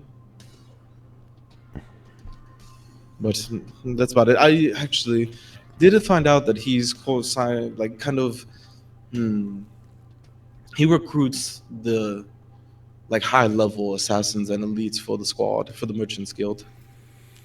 So he kind of rolls with that crowd a lot. Yes, so, the machine kind of specializes in different machines and be able to create constructs. The gun was definitely a specialist in different types of firearms and weaponry, and then the butcher is like the main recruiter of the exotic type of weapons, assassins, and stuff like that. He's the one that really finds the exotics. For sure. I just started scratching my neck frantically and go back to character. Yeah. All right. So that's what you kind of learn. You guys kind of gather up everything. He kind of like, all right, well, that's it for the lesson today. I'll take the drugs you got. Like, for what? Are you just gonna give them back? Or like, what's the? I'm not gonna give them back. What? That blows our cover. And I mean, the drugs are bad. What? No. Like give them back. Burn them? Like, what do these go to? Like, you guys got evidence or something? Like, what's the deal here? See what I see. You're from the Feywild, right? That's what I was told. Yeah, for sure. Well, us Satyrs like to party. Oh shit, man! I see. All right, well, yeah, just be careful. I mean, we have different tolerance levels than you humanoids. I mean, the elves said that all the time, and I don't know, man. They were in quite the state, but all right, man. Yeah, the elves are the humanoids, as much as they don't want to be. That's true. I hate, man, the people there. They're just, here people are very different. Everybody's like a lot more rushed, I feel like, which is kind of nice, actually. Definitely not the same pace as the Feywild, to say the least. All right, man. Yeah, I hand them all the drugs. It was okay. Well, come by the house, or come by the order when you want your next lesson. But not tonight. Definitely not tonight. And he kind of just laughs and. Yeah, I'm like, yeah, but bro, I'm supposed to come back like once a day the next few days. So if you're around, say what up. Yeah, I should be in a good enough state tomorrow. Do I believe him? Give me an insight check. Oh no. Drugs. 6. Definitely. It looks like he can handle his shit for sure. Okay. Yeah, I hand him all the drugs. I'm like, okay. All right. See you around, Soren. Yep. I head back to the order, and I'll grab my armor and go meet with the smith. Okay. So you go meet with Arius, the smith, the dwarf smith in the order. Goes, how you doing, my boy? I'm glad to see you back. Pretty good. Yeah, my armor was... Wait, what do you think my armor looks like? And I just, like, do, like, a front and back. It's in pretty good shape. What, you haven't been getting into much action or what? I fell a combined total of 80 feet yesterday and crushed probably many bones, but also my armor, so I'm glad you couldn't tell. That's pretty good. Holy shit, yeah. I mean, it's slightly scuffed, dented a little bit, but overall looks pretty good, especially for falling 80 feet. Yeah, well, it's like a combined total of 80 feet. 40 there, 40 there. You know, who can even keep track? Anyway, yeah, I'm here for the lesson, and I'll whip out the forge box. Oh, ho, ho. All right, my friend. Let's get to it again. And then, what did we do last time? I'm trying to remember. It was some kind of Smith tools check. Yeah. Yeah, I believe it was like intelligence check. Yeah, it was in proficiency. Yeah, that's what it was. Yeah. So yeah, the DC was 10 the last time. I need you to hit a big 13 this time. I'm not smart. This is impossible. Okay. All right. Natural 1. Natural what? 3. 3. Ooh. So yeah, he goes through the motions of trying to like teach you the next steps, and it's like he gets real complicated with it and kind of like rushes a bit too much and like packs on more than he should at the time.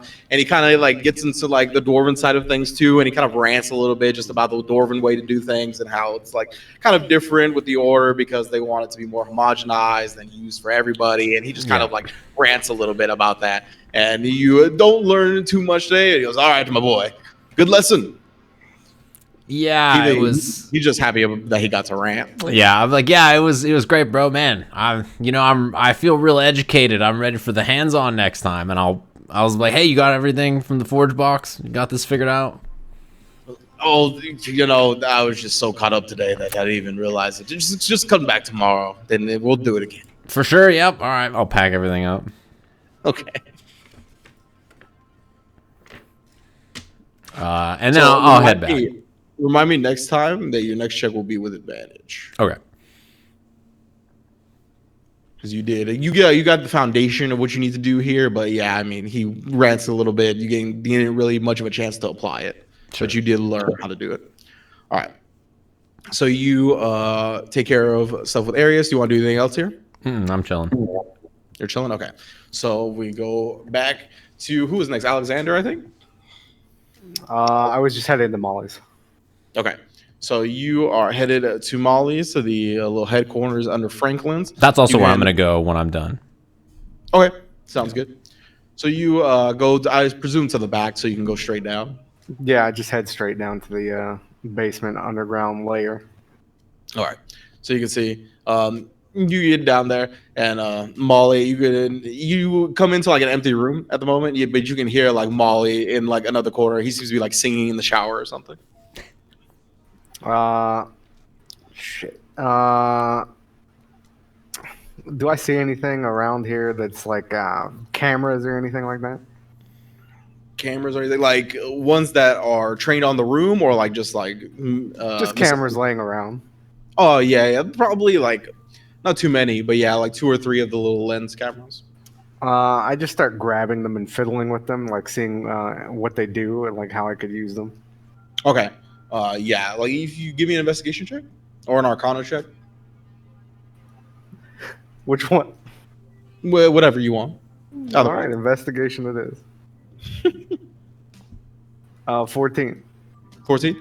Yeah, so kind of like looking over it and messing with it, seeing which surfaces it'll stick to. It'll stick to pretty much any surface. You just kind of have to like hold it to it and like gets almost like magnetized is kind of what it feels like to the surface itself. And then, yeah, the only problem is that you don't see where, like, the device that the footage goes back to. Okay, so it's transmitting something. Yeah, from what you could tell. All right. And other than that, like, I'll just be waiting for him to get out of the shower, facing away from wherever he's coming out of, because I would really rather not see him nude. I see. So you you can hear the shower turn off. He stops the singing a bit. You get done fiddling with the cameras for now, and he kind of comes out, bathrobed up. He's how's it going, Soren? Soren.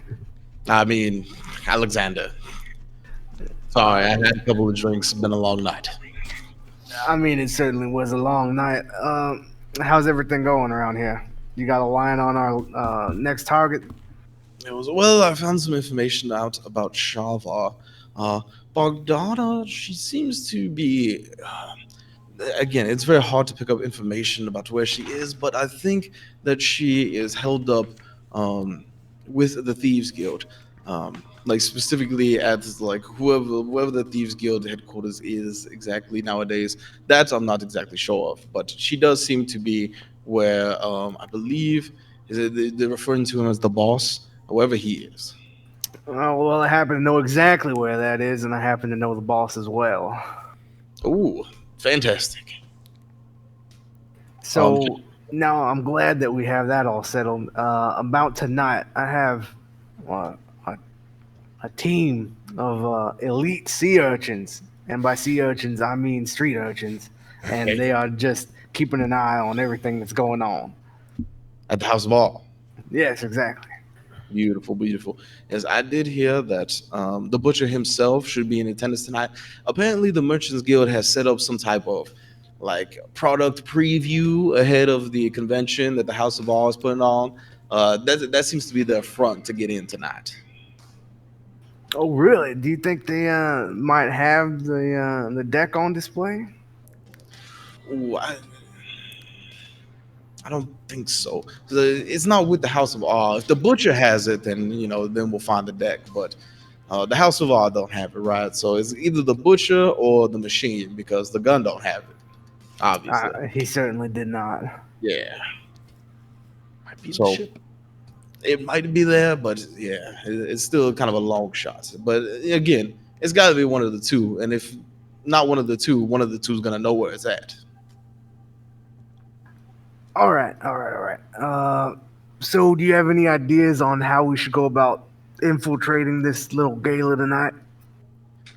Well, I figured since they're already giving one of the groups a preview, why not just try to get in that? All right, and I assume you're going to be hanging back or invisible or some such way to get in, because I mean, you're supposed to be kidnapped. Exactly. So I plan, again, I have like a sixth sense for invisible airships. So I was planning to stay outside. All right. I mean, okay. Yeah, sure. The Sixth Sense. All right.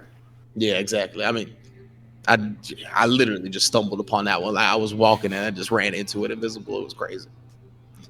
Really? It was on the ground? When I found it. Wow. All right. And like nobody else was running into it? But no one where I was. It was kind of like, I wasn't just walking on the street. But All right. Yeah, all right. Sounds good. I'll reconnoiter with the rest of the party when they get here.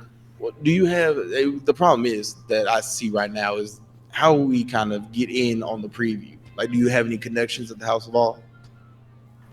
Yeah, we know a couple people. We had somebody raised from the dead, or well, attempted to raise from the dead, and that didn't quite work out so well. But we're not exactly on the best terms with her right now. Our little contact that tried to get the resurrection, mostly because she gave us like some sort of task with a vampire or some such, and we've kind of blown her off at this point. But we did save a life, so we might still have some kind of pool. Yeah, and I mean, if we were talking about spending money and just want to get in a preview to make sure that we spend that money, I'm sure they'll be open to it. All right. We'll head on over there after everybody reconvenes. Yeah, I'm gonna take a nap, and he just like leaves and goes to his room. I start after he falls asleep. Well, actually, are there cameras focused on this room? Mm-hmm. Oh, okay. Never mind. I'll just fucking chill then. Okay. So you take a chill for a minute and wait for Soren to arrive eventually. As we cut on over to Atoq and Dala Brakka. Going in order. I know. What time is it? What time is it? Yeah. The stars are out, bro. Nobody asked you, Lizard. It's been about 2 hours since you've woken up. All right, I'm gonna make my way. Do we make it into the printing press or like the? So yeah, if you want to get to the printing press, there's like a big sign that says "Word in the Stars" on it, and it's like the little O is like a star. And yeah, you know this to be like the main like printing press, like newspaper place. You just go on in. Well, I'm gonna kind of stop over to the side and say, "All right, listen here, Tuck. I got this plan. See, it could go two ways. I could either pose as one of the dudes from the Merchants Guild, all nonchalant, like and threaten them, or you could help me find out who the editor-in-chief is, and I could shapeshift into him and convince good old Ricky that he got his story all wrong." Okay. So I'm asking you, fella, is which one do you think is gonna be more plausible? Which one do you think would be the better scenario? We got to change these papers, man. Well, they are released, to my understanding of your description of these objects. So, but they are magical. They are magical and can change. Okay. I would think disguising yourself as someone that the person does not interact with every day would be quite easier.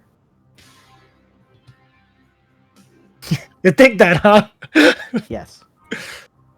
So we're going with option number one. Okay. All right. So I guess I gotta. I really reach into the depth of my mind. I think about Wodan. I think about Ugo. I think Ugo is the one. I'm changing into Ugo. Okay. Where are you doing this? Are you just doing this like outside the door? It's we're like on the side of the building because I pulled him to the side. Give me a perception check with advantage. Fucking Honzo. I thought we were going as the editor-in-chief. You're making the plan. I asked you which one was better. This is your with plan. advantage, right? Yeah. You said perception? Or no, I'm sorry. What was it? Yeah, perception with advantage. Okay, it's 12 total. 12 total? Okay. So you find like sufficiently hidden enough alley space, try to time when people are not walking by, change into your disguise, to change into Ugo. You feel pretty sufficiently that you didn't see any, or no eyes found your way during that. And yeah, feel free to walk into the printing press. As it turns into Ugo, I just say, the famous Merchant Guild representative, Ugo. Yeah, close enough. Okay. I mean, like, I don't remember if he was a Merchants Guild representative, but Definitely Thieves Guild. yeah, all right, cool. I thought you were fucking with me. I was like, wait a minute, my Renault's fucking abatement off. He's not Merchants Guild. Huh? He's not Merchants Guild. No, he's not. I thought you were turning into someone from the Merchants Guild. No, from the Thieves Guild. Oh, okay. Well, you initially said Merchants Guild. Oh, did I? Oh, I'm sorry. I meant to say from the Thieves Guild. Okay. Because he has some sort of association with her. At least his girlfriend does, right? Okay. Yes. Yeah. All right. So, we're gonna head on in there. Do I see any sort of kiosk that tells me any of the departments? I'm looking for one of the editors here. Ricky. So you walk in and it's just like a giant room of chaos. Like it's just like one big ass like printing press room, and people are like, just yelling across the room at each other about articles and this and that, and they need this on their desk by this time, and everybody's just like yelling at each other. And one person's like yelling at somebody else, like, get that off my desk. How can I help? Hey, listen. Hurry over there. What do you want? What do you need? You're a dude, right? All right, cool. Hey, listen. We're looking for one of the editors here named Ricky. Also, Ricky, get your ass over here. All right, I'm going back to what I need. And he just leaves. I look over to Atoq. Oh, I was easy. And Yeah, you see Ricky kind of comes up. He's like sweating. He has like all these papers in his hands. Oh, what do you need? Hi, I'm Ricky. Hey, listen. I got a quick question for you. Yeah. You're the one responsible throwing out all those false information on the newspapers, aren't you? No, that's Pedro Morales, Gonzalez, Morato, Monesto, Mendez. Yo, bring him to me real quick. Pedro, and he leaves. Ricky leaves. And, Wait, did I mishear? Is Pedro the one with the girlfriend? The Pedro wrote the article. Yeah, Ricky's Pedro the wrote the dude you article. know. Yeah. Oh, you son of a bitch. Motherfucker. I fucking misheard you. Big ball. Hey, you stay here, Ricky. Hold up a goddamn minute. You bring Pedro right over here. I gotta talk to both of you. Is anyone like running past me? Oh, constantly. Are you gonna trip somebody? Oh, okay. I thought you were gonna trip someone with your tail or something. Give me a sleight of hand check.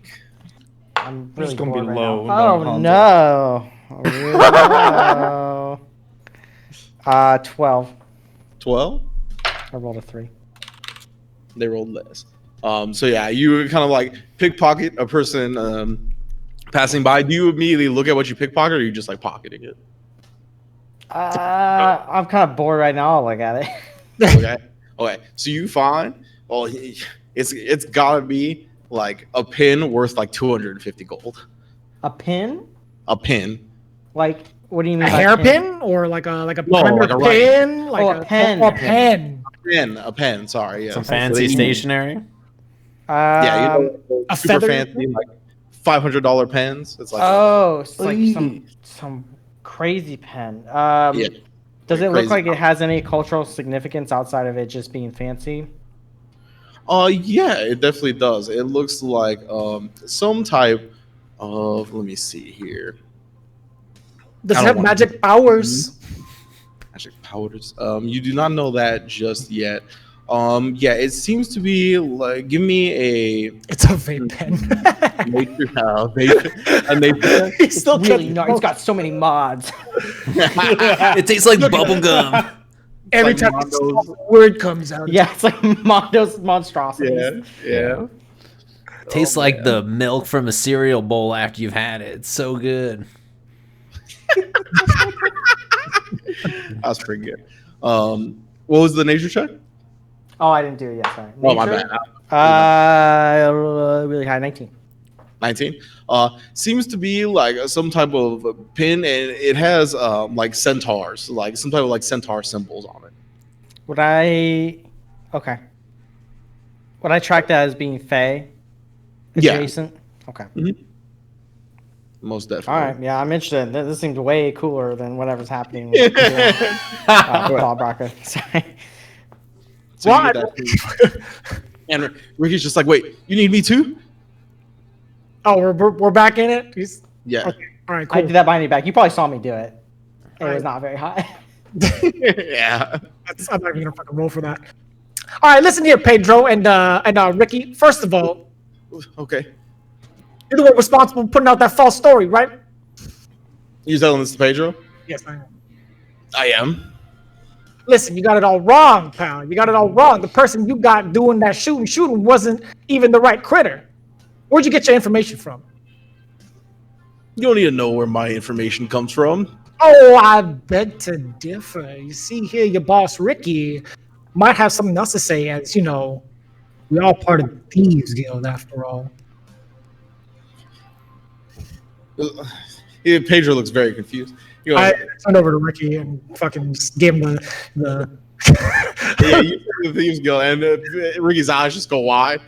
She's like, yeah, he's trying to do one of these. No. And Pedro like looks at him. He goes, number one, Ricky's not my boss. All right. That's number one. Number two, you want some Thieves Guild information? You looking me to do a piece on Thieves Guild? I can do that for you. What information you got? And he like puts out a notepad. On the contrary. I'm looking over to Atoq. I'm fucking. Give me a second. I look on. I turn over to Atoq. Just fucking kill these motherfuckers, man. Why? It seems like they are doing their job. Oh, where's Soren when you need him? I can take them into the office and interject my feelings. How many more smoke bombs? Did you get any smoke bombs from good old Alexander, by the way? I do have some. Did he say smoke bombs? All right.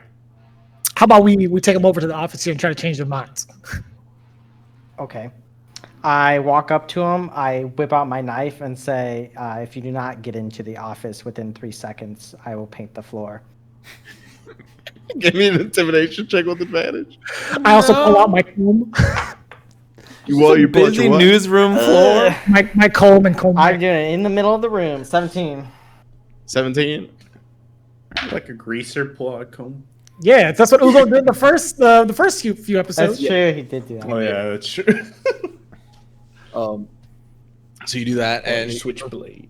And Pedro immediately just looks at the knife, and you can see Ricky also is just staring at the knife, and you do one of the knife gestures towards a room, and they just kind of go. They lead the way. Okay, I'll follow him in. Okay. Are we on the first floor or second? Yeah, floor? So from what you can tell, it's only one floor. It's just a big ass room, gigantic. Damn it, we could have caught him in a stairwell or something. But all right, we find a vacant office. Yeah. You see what you can. Give me a perception check, both of you. 8. 8. 8. Okay. All right. So they lead the way, and eventually they kind of bring you to this room, and they open it. And Pedro goes, "Boss, he's got a knife." And you can see behind the desk is just this big ass orc looking dude. He's just an orc. An orc with glasses, and he is just ripped to shreds. He goes, "Trying to fuck with my employees, huh?" No, this is a comb. I use the brush and comb my hair to make sure it's all slick back. You feel me? Wait, was he the one with the knife? And Pedro goes, "No, the other one." He goes, "Trying to intimidate my employees, huh?" No, he thought it was a comb too. The thing is, he just slips sometimes. This is a knife. Well, this is a knife. He goes, "Oh, what are you planning to do with that knife, huh?" It depends on your employee's predilection to their life. What do you all want? I looked. I want nothing. Right on it. He's look at your pen. I got what I want. Yeah, I do not require anything. So I said, "Okay." I need you to change the story up a little bit from the front page, as the guys from the butcher wouldn't take it so lightly. And he kind of looks at Pedro, and Pedro goes, "The explosivo, the dangerous story." He goes, "You want us to change that up, eh? And would you say the butcher wouldn't take a liking to it?" Well, the butcher lost one of his main companions in that ordeal. I don't think that's the kind of story that he wants out in the public, because you see, it can cause a riot within the district. We can't have one of the leaders and essentially their death out in the public like that. Not yet, anyway. It could cause some major turmoil within the streets. Give me a deception check. You stupid bitch. Oh, I'm chilling. It's 14. 14? It's 14. It's 14. He goes, "Well, son, we pride ourselves here at the Word in the Stars. Honorable, respectable, true journalism." I nod. Your friend seems to know. Right. It's one of the few places in the town that these folks can rely on. Well, the folks happen to rely pretty heavily on the 3 big guys, the gun being one of them. Now, I'm not saying you have to change it, but at the same time, maybe you could postpone it and leave a little bit of details out as to who was responsible and who were the casualties, because we already got enough trauma in our lives. Yeah, the orc kind of looks at both of them and goes, So what are you suggesting we leave out? First, I want you to leave out the names of the people, or at least the description of the people involved.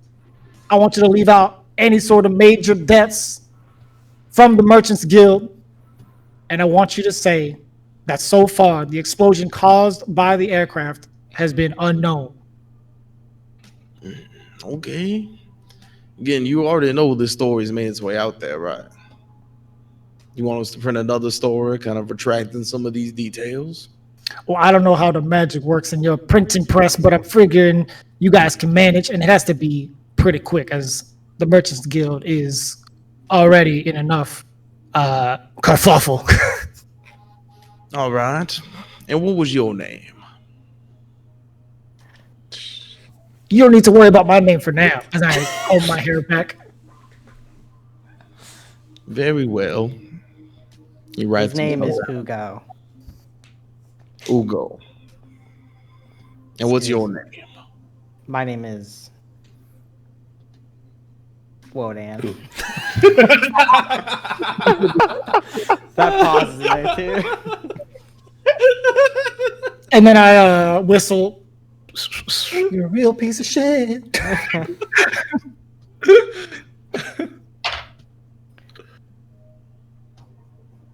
What do we have to roll? Do we have to roll anything for that? Honzo has to roll a deception check.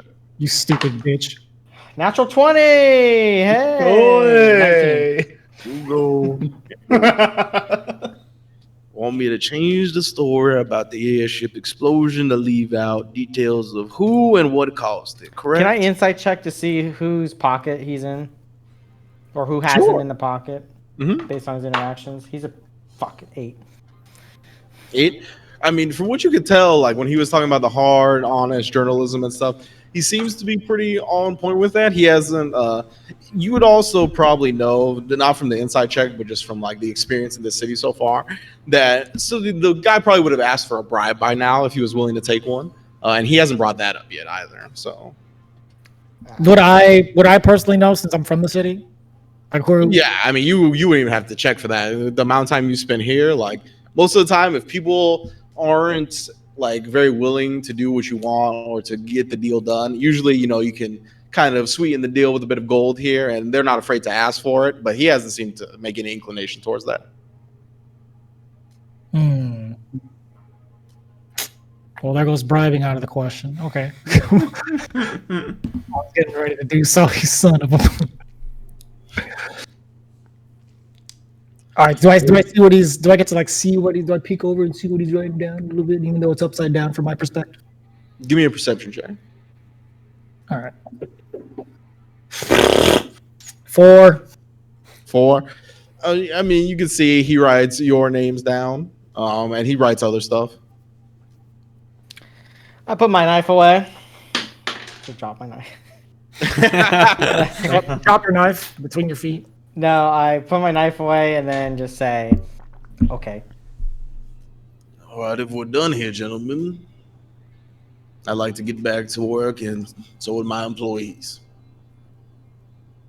All right, so we got ourselves a little deal. All right, well, I didn't have to resort to any violence, and I'm combing my hair, all fucking like nervous, like looking at the talk, you piece of shit.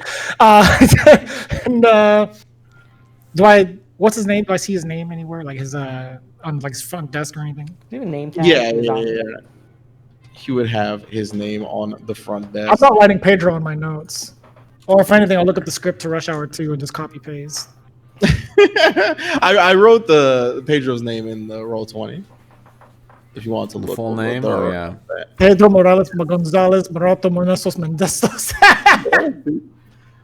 You don't know how long it took. I had to watch that so many times to actually.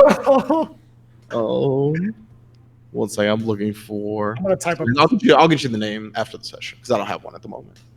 I appreciate you, Mrs. So and So. We're gonna get up on our way. Okay, so you bounce, and as you're like you leave the printing press, Ricky kind of comes out afterwards. He goes, "What the fuck was that, man?" Also, are you in a disguise that Ricky would recognize? You and Ricky have hung out literally like one time. This guy's like Ugo. I'm just exactly like Ugo to the T. Oh, that's right. Okay, so yeah, he would know who Ugo is actually. So he'd be like, we go, what the fuck was that, man? Listen, there are a lot more problems to worry about. Yours isn't one of my deals right now. I'm just trying to fucking move on and get my shit going. All right. What's the deal with the Merchants Guild? Why you're from the Thieves Guild? Why are you trying to cover up this stuff? It sounds like you wanted to say something to talk because I was gonna.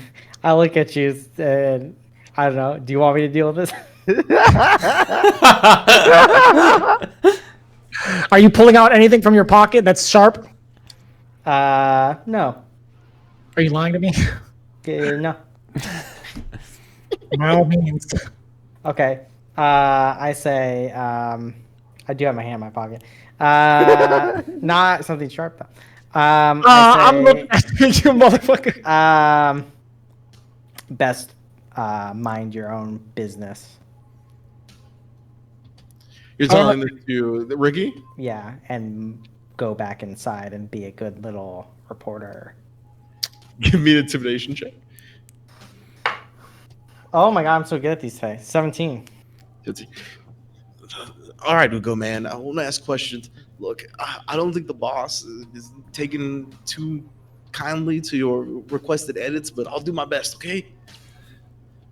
That's all we ever asked for, man. That's all we needed. Comb my hair again. If you value your fingers, you will do it quick. All right. Did I? Is he back inside? Yeah, he's back inside now. All right. I fucking immediately break face and fucking. I'm still in my eyes. Yeah. It's like, oh, thank God. One, you kind of fucked me. Two, I'm glad you didn't kill the guy. Three, hey, look, we're off the hook. I do not understand what we accomplished, to be quiet. All right, let's go ahead and meet up with the fellas. But there are some antique stores that caught my eye. All right, let's go ahead and meet those the fellas. I'm just joshing you there, Atoq. Let's go ahead and hit up these stores. On our way back, I want to check out some antique stores. Okay, so yeah, you can. I think we should handle this before going to Minoscus, honestly. Is there any way to check out an alley while he's like looking for these stores too, and just change into? Yeah, give me a perception check with advantage. Flames barter. Ooh, a 19. 19, yeah, okay. So you find a very sufficient spot to steadily change back into Flames barter. Oh yeah, what up, man? So you follow Atoq through back towards, I guess, where Miss Molly's is. I assume that's where everybody's meeting up. But you stop at some of these nice little antique stores that have been going on, or that you've caught on the way there. So you go into one, pretty fancy. It's got all kinds of different types of pieces of art here, whether it be like paintings or vases or like sculptures. It's also got a lot of odds and ends in terms of trinkets. They all seem to be very like old but well conditioned. Like definitely a lot of stuff here has been like, I forgot the term that I'm looking for here, but when you take like something that's really old and rusted and kind of like bring new life into it, restoration, I think is what So a lot of restored old trinkets and stuff like here. And behind the desk is a humanoid that looks like a lion, like a leonin, and he's just chilling behind there. He goes, "Welcome. How may I help you?" Hello. Do you have any wares relation to giants or vampires? Giant or vampire relics, not the most common request, but we do have a few rarities of the like. Just giants, however, and not. What was your second request? Vampires. Vampires, yeah. We have some type of old giant antiquities. If you would like to take a look. Yes. Okay. So he goes and he gets like a little, kind of almost like a binder type thing, and he opens it up, and you see like a little hologram projection comes out of the binder. And he goes, again, some of the giant stuff is kept in the back because it's pretty big, you know. He goes, anything in mind? And he kind of like starts cycling through a couple of these like old giant trinkets. It's probably got like 5 of them, and they range from different type of things. Like there's one just like giant, yeah, like an anvil, I guess I would say. It seems like an anvil, like one that would use for like giant blacksmithing. And then there's like, they have one that's like a big, like a Viking cup, but it's like legitimately huge. Like it's probably like 3 or 4 feet tall. Stuff like that. Are you looking for anything particular? No, I'll know when I see it, I guess. Oh yeah, he's got like giant drinking horn. There's like a big like ceremonial shield. It's not, you can tell that it's not like functional for combat, especially for your size, but it is very nice and ceremonial, and it has all kinds of like giant runes and symbols on it.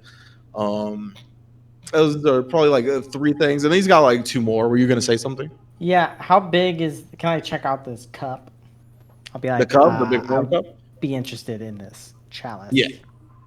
Oh, the chalice. It's a good choice. And he goes and heads off to the back, and he brings up, and you can see he's carrying it like this, like in both arms. He goes, yeah, here you go. It's very finely made. Believe it to be from the horn of a mammoth. So how big is it? It's 3 to 4 feet tall. So yeah, like it's like you would have to like hold it and drink it like this. So it's like a foot wide. Yeah, That's like 2 feet. no, it's like a foot wide. It's like a foot wide. Maybe like a foot and a half. I need a fucking ruler. To see how useful Like, it is. a foot is like this, right? Yeah. So Yeah, like a foot and a half. Yeah. would I be able to get an average humanoid's shoulders into this drinking cup if they went head first? You might break some bones along the way, but you can force them in there. Okay. Yeah. And it's 3 to 4 feet tall. How heavy is it? Oh man, probably like 20 pounds, 25 pounds. Okay. I'll say how much? For the mammoth chalice, kept in pristine condition, about 35 gold. Okay. I'll pay him 35 gold. Yeah. Okay. That's a steal. Shenanigans. So I have a 4-foot mammoth chalice. Yes. Mammoth drinking horn. Sorry, I keep saying chalice. Yeah, mammoth drinking horn. Yes. All right, I'll strap that on my back. Okay. Did you go in with him, Dala Brakka, or are you waiting outside? I did, and I was just checking out the wares, really. Okay. I need to add this. I was just wondering if you're going to get caught off guard or not when he walks out with this giant horn. Bonus action mammoth horn. Because you guys are like the way back, right? I don't have to call it cook's utensils. Hmm? No, he brought it out. Yeah. Yeah, he brought it out from the back. He like I did went not to go in the back. Okay, got it. That would have been too much temptation.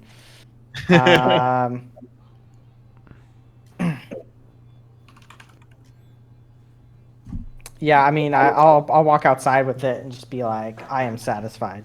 This was a good outing. I have achieved this pen, and the pen I stole, and this horn. Thank mother. I'm just playing. Let's go ahead and get out of here. I cast guidance on myself. All right. So just because he said praise mother, like a tick. All right. So you guys start to head to just picturing this horn on your back while you walk through the street. Incognito. Yeah, head back to Molly's headquarters under Franklin's as we pick up Minoscus. Minoscus, you have finished your lessons with the Sir Fiblin druid or whatever he seems to be. And you kind of head on wherever you want to go. Do you want to head more towards the Argus compound, or what are you looking to do now? Yeah, I lost track of time, and then I'm gonna be like, oh shit, I have important matters, and head towards the compound. I want to like stay stealthy and like try not get noticed. Obviously, don't know me, but I have a poncho, so it's fine. I was gonna say, with your critter poncho, we're gonna get advantage on this one. So why don't you give me stealth with advantage? Oh my god, these die are great. 21. Wow, 21, definitely good. Okay, so you, with your critter poncho, kind of sleuth as best you can in your Minotaur form through these streets and kind of come to the Gladiator District where the Argos compound is located. You come out to the outside, and are you just like scouting it out right now, or what are you trying to accomplish here? Yeah, because Alexander was telling us about how he was somehow still alive, but also different. I kind of want to observe what's different, what's like about him specifically, and like what is he doing? I guess like just more info. Okay, yeah, for sure. So you come to the Argos compound, and you see he's actually kind of like a couple of feet outside the actual Argos compound itself. He's kind of like looking at the gate, Commander or Major Domo Argos, that is, and he seems to be talking to like some type of like contractor or like construction type person. And you kind of like sleuth around. You can see, you kind of pick up a little bit of the conversation. And he goes, yeah, "Yes, all this is ugly. Change it all. Like I don't know what everybody was thinking with this shit in the first place. This is just, yeah, no. This is all gotta change. This is all gotta change. We're gonna take our place back at the top of the arena, and it's gonna start with a whole new look." And you can hear he seems to be just like wanting to change like all this like construction and the way the building is built, like the architecture of it, and kind of harkening back to your time under Argos. You would know that he loved the shit out of this compound. Like a lot of this came directly from him. Like he has been working on different renovations and altering this place for quite some time. It definitely sticks out to you that he's like just trash talking a lot of what he's built before. Is there anything physically different with him, or just so far just that demeanor? He looks the same, but you can tell like just the way he stands and walks and the mannerisms of him, it seems different. It doesn't seem like the same person. Oh. Okay, how about the people? Do I recognize any of the old like gladiators or workers, like, or they just brand new people? Like, did he replace them all and hire new people? You stick around a little bit. You can see there are some new faces, some familiar faces. Like some of the old mercenaries are still here. You can see some different mercenaries, but that could just be like the regular shifts because the mercenaries here aren't always the same. Like they get rotated, but there is a station for them to stay in. You do, however, see after a little while, Rorg come up. And Rorg, you can see when he approaches Argos, he seems to be like submissive in a way that he wasn't before. Like he was submissive to the Major Domo out of like respect. Like he had like a lot of respect for him, and he would be like, "Yes, sir," you know, get to whatever he was trying to do very quickly. Now he kind of seems like abused. Like you kind of get that vibe coming from him, and he like doesn't want to make eye contact with Argos, and Argos like he barks some order at him about like training the gladiators. Like, why are you out here? Go keep training the gladiators. What do I pay you for? And he just like dismisses them, and you know that was not their relationship before. It's weird. Oh.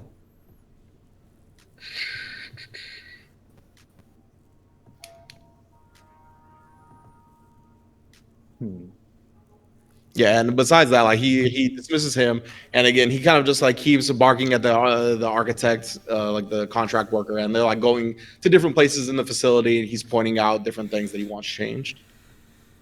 All right. All right. This is probably gonna be stupid. I'm gonna take out my javelin. I'm gonna take out a piece of parchment. I don't know how to write, so I need a. I'm gonna use a. What do I have in here? Let's see. I like where this is going. What are you gonna put on the parchment? Talk to my rat. It knows how to write better than. Okay, I know what I'm gonna do. Okay, I have a torch. For some reason, I'm gonna quickly light it and then put it out so I can get like the little, I guess, soot. Because I don't have any ink. I'm gonna stomp it with my foot and then stomp it on the paper. Wrap the paper around the javelin, and then I'm gonna throw it towards Argus. Okay. And then just reposition so that way I don't like get found out. And I want to see how he reacts to seeing a hoof print. Thrown at him. Okay. Yeah. I was gonna say. So, what do you want the soot to make out? Hoof print. Perfect. Okay. Yeah. Give me an attack roll with advantage. Okay. 16? Oh no, wait. 20. 20. Okay, and your stealth total is 21, right, from before? Yeah.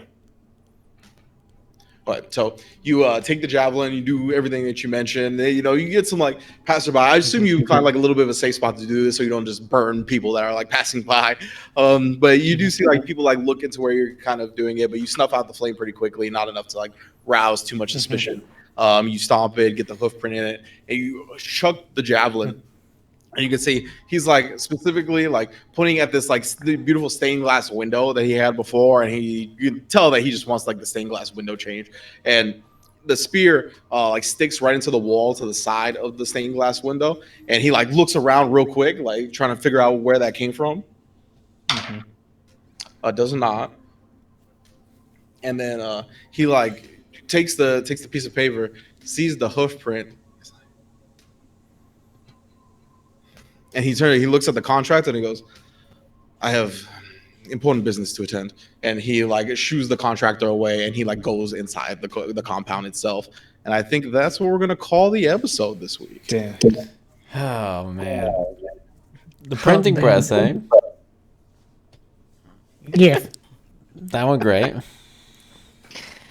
I mean, I just wanted to get us out of trouble. That's all. You know how much more inconvenient it would be for trying to run away from like thugs, dude, and like fucking red genies. I'm glad you diffused the situation. Someone's Newspaper was out. Yeah. Go one and be like, oh, we fucked up. I don't know. It's like an internet article. He could just write it after. Let's take the lizard that was the perpetrator into the newspaper. I watched Harry Potter. They've changed the fucking newspapers the same day at one of the movies. They're like, we fucked up. But he said, like, you know, we got to reprint the story and everything. It's already out there. Yeah, I was under the assumption they could just fucking change it because it's magic. You know what they say Because it about wasn't fucking assumptions? traditional ink. It was the fucking... He depicted it as a fucking... one moving picture. Where it was just like, huh? There was one moving picture. Yeah, but he explained it like a Harry Potter picture. Like, you could change that shit with magic then. I was like, oh, shit, all right. I took it for fucking face value. Took a lot of assumptions. Hey, he's a great DM. He's very convincing. What do you want me to say? He's a good DM. What do you offer me? Damn you, Rynge. Damn you. I can't believe where that went. You're lucky we were on the first floor, Jeremy, because I was about to throw someone out of the building. I knew it. I was like, oh, God. For no Throw him reason, out of really. the first floor window. That was the best part, is like Honzo was like, I'll stab you. He's like, for what? He's like, I don't know. I don't know why I'm threatening you. I'm trying to be honest. What do you want? I mean, nothing. Yeah. Nothing. Can't lie. Oh shit! I didn't go to the YouTube. God damn it. Or Twitch. I'm starting a Valorant. You fucking lizard. Well, good episode, everybody. I think everything's going well. Yeah. Yeah. I'm cluing in. I'm a detective with 7 intelligence. I don't know how. That was incredible, honestly. I don't know what. It's a changeling. We need to Another changeling, Argus. I think I wrote down something. It's so unsubstantiated that I just want to share with everyone. As soon as Rat Jacks came into the picture, I just put vampire. I don't know why. He's the vampire. Rynge laughs. See, the way Rynge laughs, I feel like you guessed right on the money. Like how? Like it doesn't make any. What made you think he's a vampire? He hasn't declined. He hasn't fucking denied it. Oh shit! There's literally, it's just my little lizard gut. All right. But Well, you never told me about him, so I never got a chance to. Oh yeah, that's true. Well, you were gonna bring that up in game. It must be a vampire. Yeah. Why? Making us likely. Like he just, I don't know. He doesn't have anything. He's just like, Licks his eyeball. Well, hopefully. Hey, another question I have before we go off. Okay. And this might not. No one in the party might not know this, but for changelings in the setting. I don't know if we talked about it. Is there a weakness they have that we don't know about? Yeah, talking about their dead friends is part of the negotiation. The Are you talking about like a weakness in the sense that like if I splash them with holy water, they'll change back into changeling form? That's what you're talking about? We haven't actually established that in game. You probably don't know, but there probably is. Yeah, something like that. Like moonbeam affects changelings or whatever. he would know it though. Is the thing. The changeling? It would Yeah. be sunlight. Yes, that's why, he would. that's why we all inhabit the city of stars, because we don't like sunlight. I'm just making sure. You don't want sunlight sensitivity, trust me. I'll come at you. Yeah, definitely not. I'll write that down though. All right, Go on, everybody. Well, thanks for coming through, checking out the episode, hanging out. We'll catch you guys next week, same time, same place. Yeah. Y'all have a lovely Yeah, see one. ya. And we'll see you guys next time. Peace. Later.